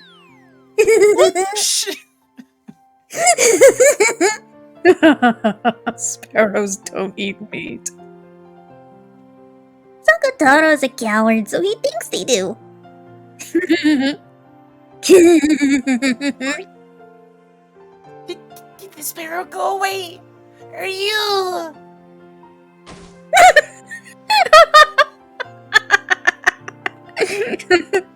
Just this line made me laugh. You're such a scaredy cat, Sakutaro. If you keep this up, Sakatsuke and Sakukichi will start making fun of you again, right? Ryu! I'm not a scaredy cat! Ah, the sparrow's back! Fra, fra, fra. No, I'll be eaten! Yeet!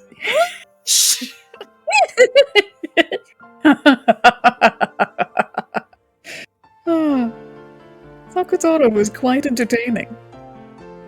Then, are Sakasuke and Sakukichi his siblings? Yep.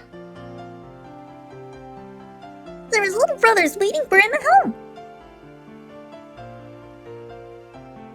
Sakusuke is a lot more reliable than Sakutaro, and Sakukichi is so skillful he can do anything. But they're all really good friends. They'll play together on my bed. Your bed must be covered with lions. Yep. So I call my bed Lionland. There's lots of other animals too.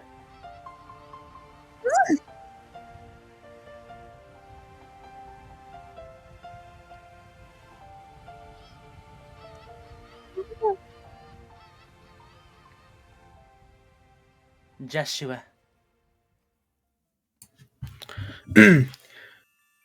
Lionland, is it? It sounds like fun. By interacting together, all of Maria's friends can reinforce their own existence. It's a magnificent world. I guess that means we should work on deepening our relationships as well. By strengthening our bonds, our existence and magical power will grow stronger and stronger. Let's expand our world more and more. From what I've heard, Maria's world is far more than just Sakutaro and the bunnies. We can't let her beat us.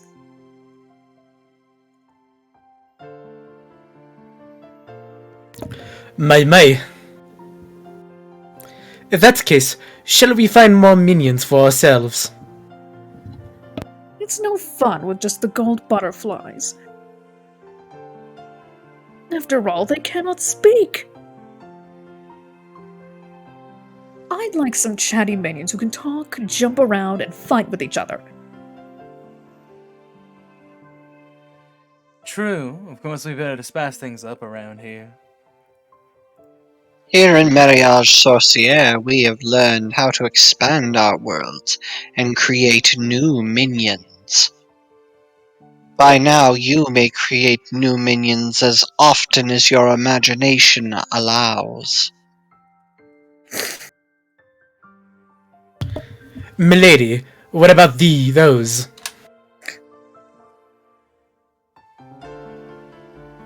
Could you make vessels from those dark tools you found when cleaning our goldsmith's storage room? Oh, perfect! Minions created from dark-looking vessels that will surely be fitting for me. There will be more and more of us, and it will get very lively here.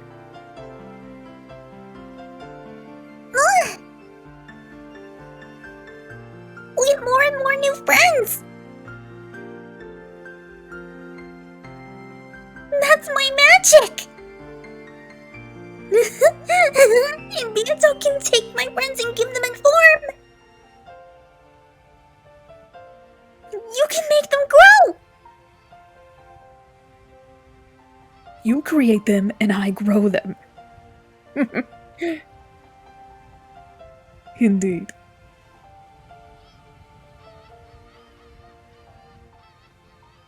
That's Mariage Sorcière for you. Still, bunny ears are pretty hard. It might take some time before the bunnies manifest themselves. Be sure you make them cute. But of course. This is where I get to show my skill.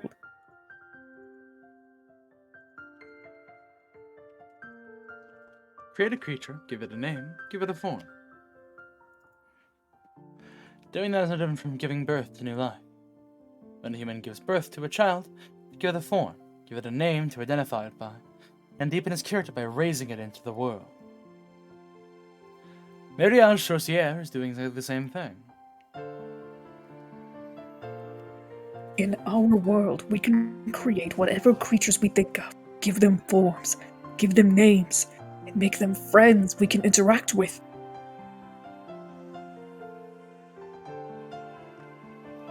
We were engrossed with our game in this world called Mariage Sorcière. At least, Maria was engrossed. She would badger me to play this game every time she came.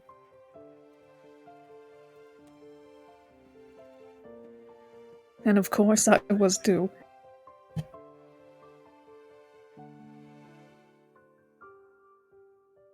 However, when Maria started happily writing something, and I just sat there for a while, I must admit that I sighed and looked up at the sky, making sure she didn't notice. It's fun to increase the number of our minions. They make things lively, so I do not tire of it. I may have tired of my opinions alone, but even that problem goes away when I can interact with Maria's as well. It takes two people to create a universe. I now have that second person, so I am satisfied.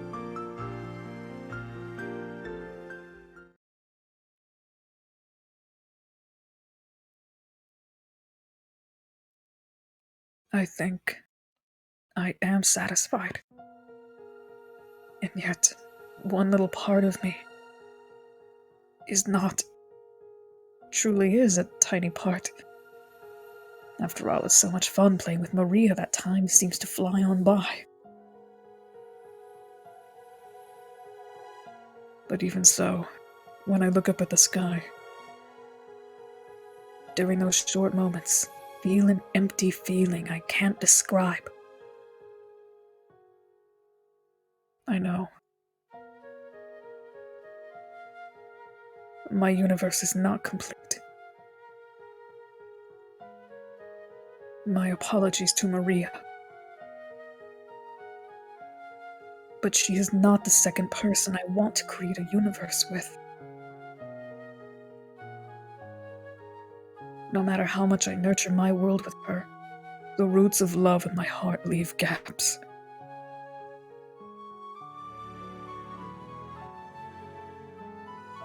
Four years have already passed since that day. He left saying he'd come for me riding a white horse, and I was the only one without a letter. He even said that he probably wouldn't be returning to Rakenshima.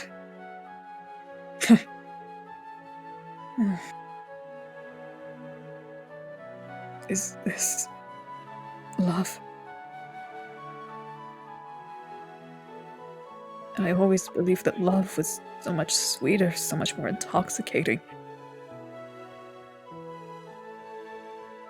But now, I don't know anymore.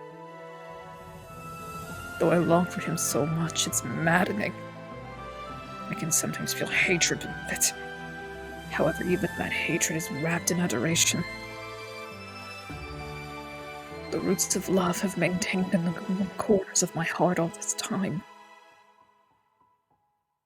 At some point, I gave up hoping that Battler would return. However, the roots of love stayed right where they were. In other words, even 4 years later, I still believe he will come back someday. The flower of my love is curled up and withered as though against the winter cold. However, the root is still alive.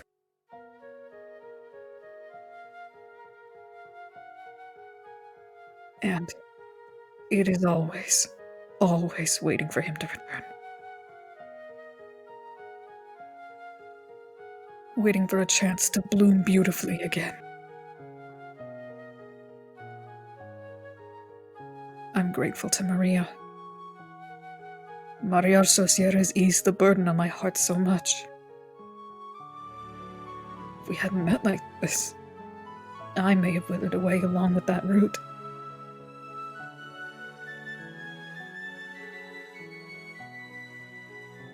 Even this incomplete universe is necessary for me to remain alive now.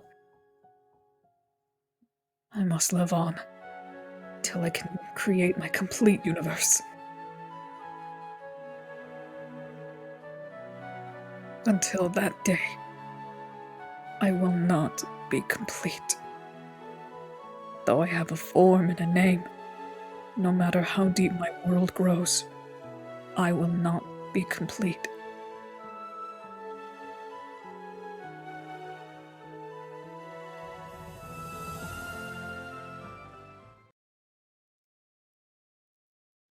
I am not complete. Vito? I accidentally muttered what I had been thinking. Maria stopped talking to Sakutaro.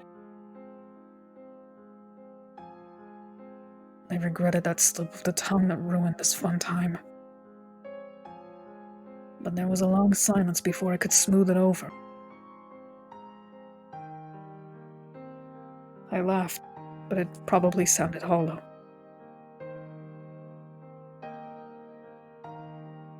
Maria, not knowing why my face had suddenly changed like this, looked taken aback. Though my minions will deepen this world and their own experiences and existences becoming full,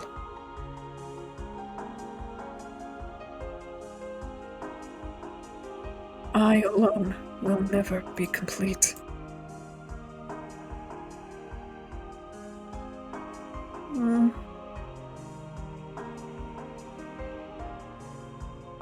I know why I will not be complete.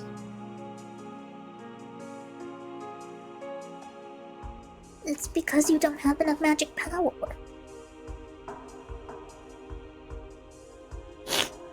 Maria answered instantly.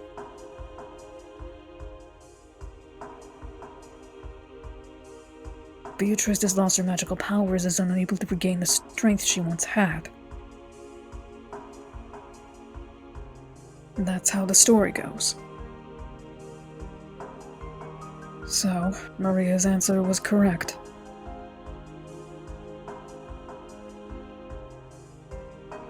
That's right. I may be incomplete because I have lost my magical power. In that case, if my power becomes complete, and I revive in the truest sense, will my world become complete as well? Does that mean that the person I want to nourish the universe with will come back?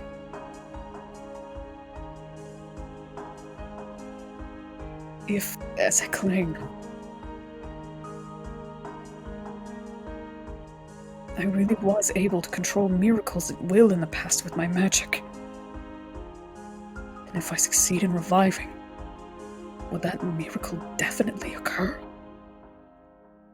If such a thing were possible, I'd want true magical power to use for my resurrection.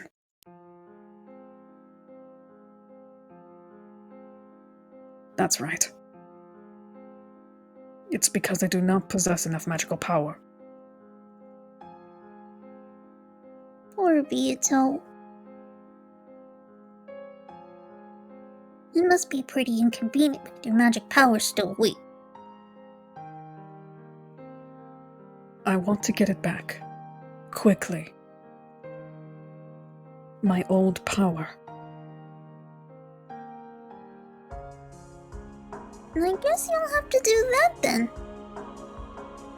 What do you mean by that? The ceremony of resurrection! The ceremony of the portrait's epitaph.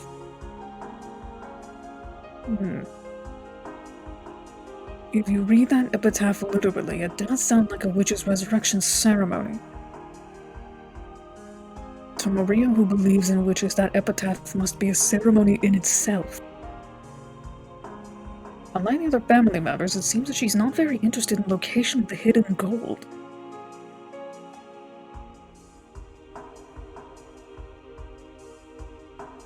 If that epitaph's riddle is solved, one might learn the location where Kinzo hid all the gold I once gave him.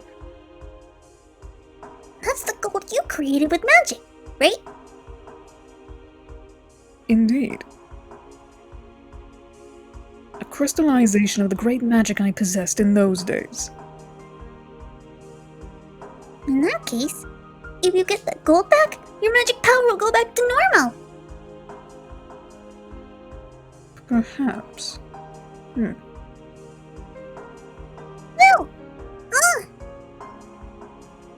It's got to be a resurrection ceremony. And I'll help, so let's solve it together. Then you'll revive. And when you do, you'll take me to your golden land. That's right. I did promise that I would take you to the Golden Land. You said that all wishes are granted there. There's no black witch there, just a nice mama. And I meant you'd meet the papa I've never seen before. Of course there won't be any school or homework or bullying friends, and we can live happily ever after. Hey, Sakutaro, doesn't that sound fun? Will you? The epitaph of the portrait. So, I must face the epitaph's riddle after all. If Kinzo's children struggled uselessly over it, how could a complete stranger like me solve it? If I did happen to solve it, that would surely be a miracle. Would doing that bring about another miracle and return my miraculous power to me?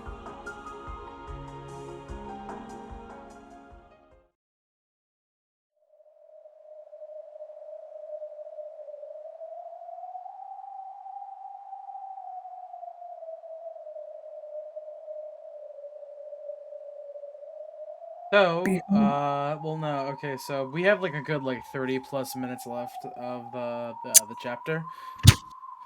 And this is a pretty good place to cut it for the day. Yeah, I'm a bit That's what we're tired. gonna do. My throat's going on me. Oh, it has been a while since I've done my Maria voice. Goddamn. It is very cute, Kaneko. My god.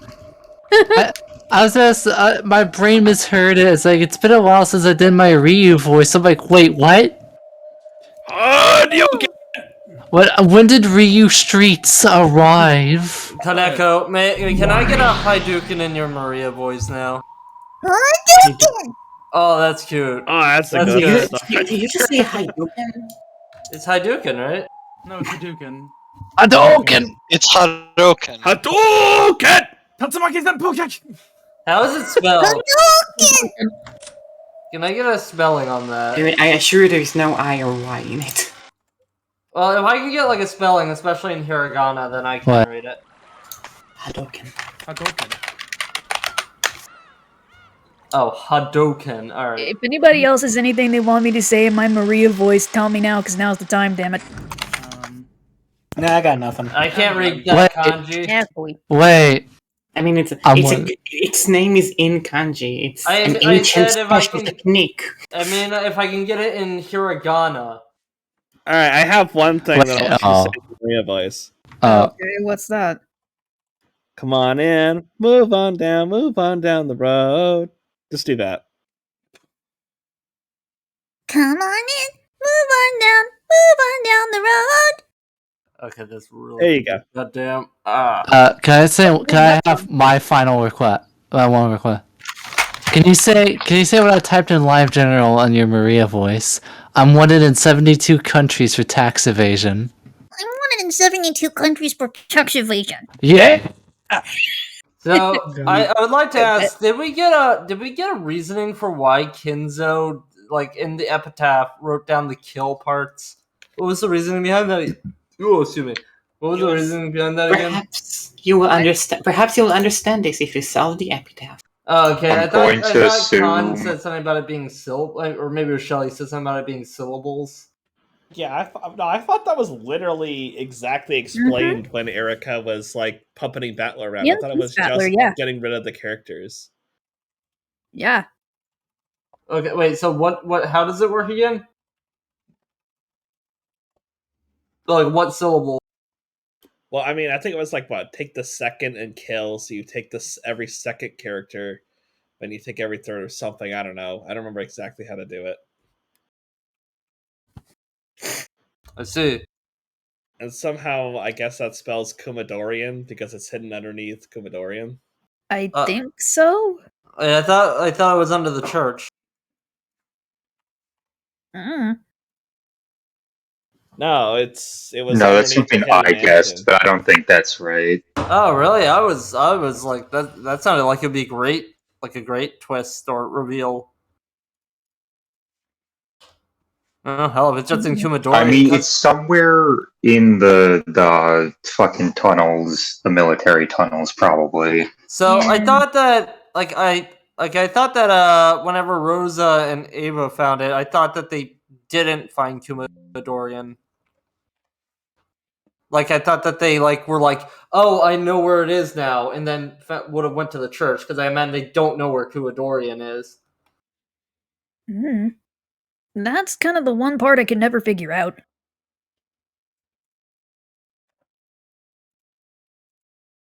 All right, that's my thoughts. I don't have any thoughts for this. Well, actually, no, that I'm thinking about it, the church sounds right, because it's... You need a miracle to solve the epitaph, and the thing above the church is about how a miracle needs to occur, or something like 1 in 1 in quadrillion chance. So maybe it is in the church. All right, so if Sim is right about this, he gets a gold star. Cool. I don't think it was the church. Like I recently went over this with my brother. I think I was just he goes up to the hidden mansion, he sees the ghost of Kenzo, says congratulations for solving my riddle, and then he goes down. He didn't go to the mansion. He didn't go to the mansion. He didn't? He was in the forest.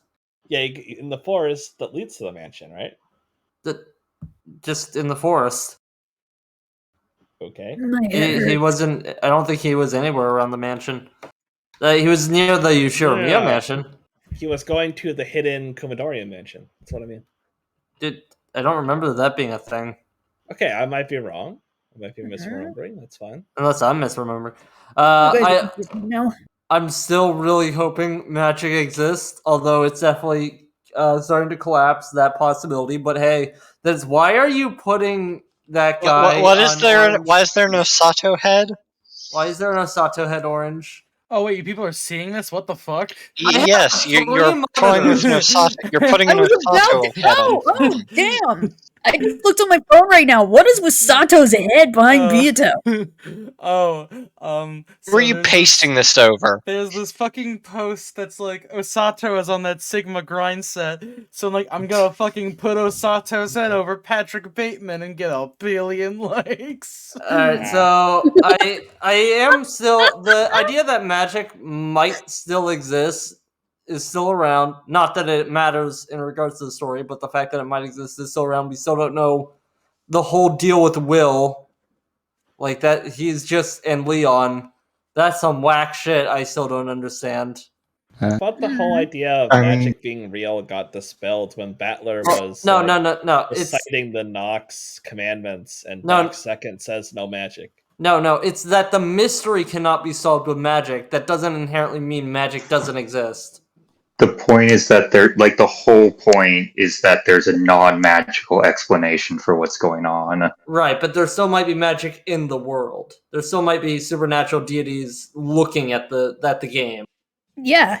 And I think, they kind of explain what Will's deal is. He's a witch hunter.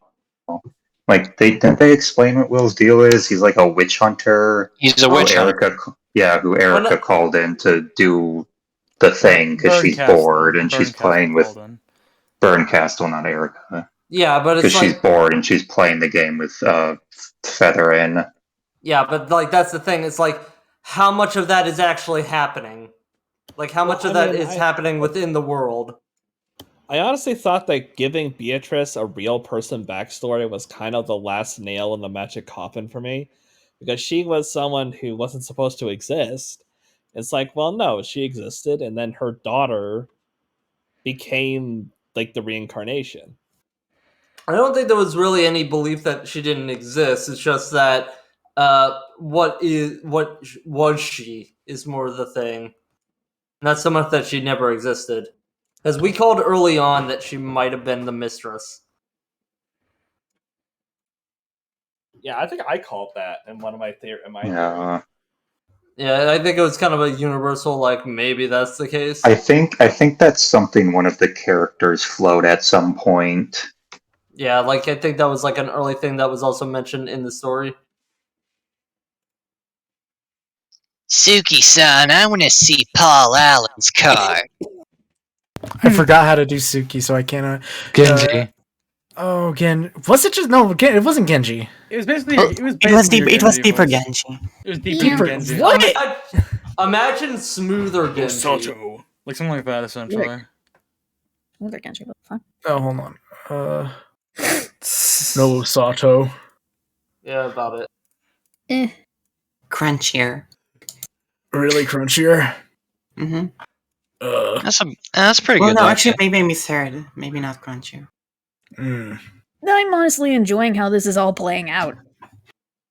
I should go back and re-watch that bit where who is it? It's like Kumasawa's nephew or something talks about the picture with the thing in it above the church. It's like the same wording. I think it was What? I think it was Kumasawa's son. Yeah, I knew it was somebody. That's Kumasawa's son. Also, or her grandson. I I think forget. it's just son. We got an explanation. No. Okay, he's the son, but he has a bunch of kids, so she has grandkids. That's So we got an explanation for the stakes, I guess. It was just some shit that Kenzo got that I guess Maria swiped to play with. No. Quote, Beato, quote, swipe them.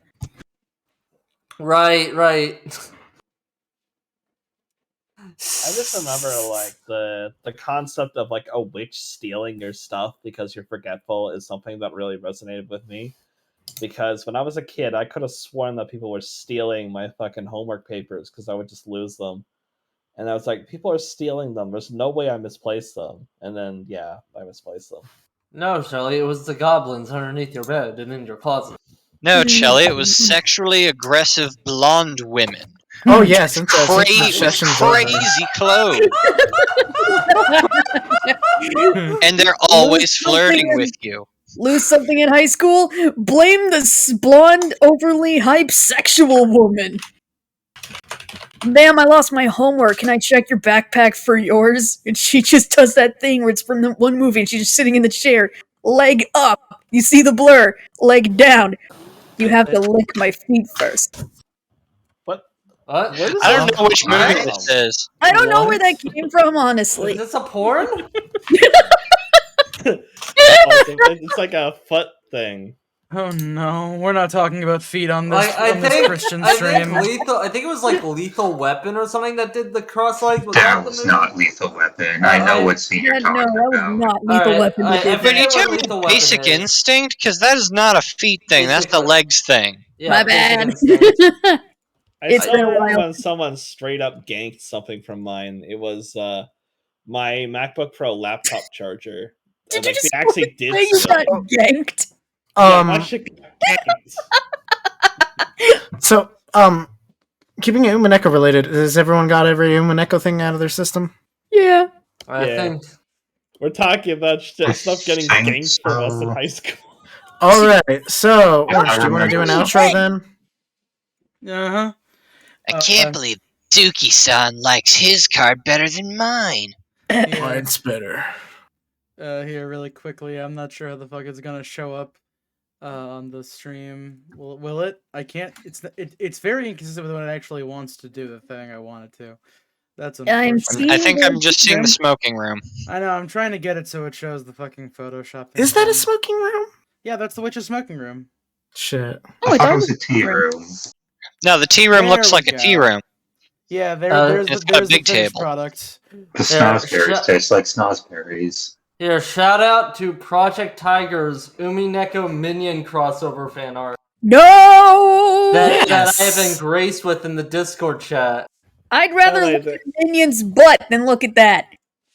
By the way, there is one more Umineko thing I wanted to say. Yeah. So just so I understand this perfectly, Claritress felt guilty that she sort of created an illusion that Battler loved Shannon. So in penance for that, she put her feelings onto herself and then created canon. Is that what happened?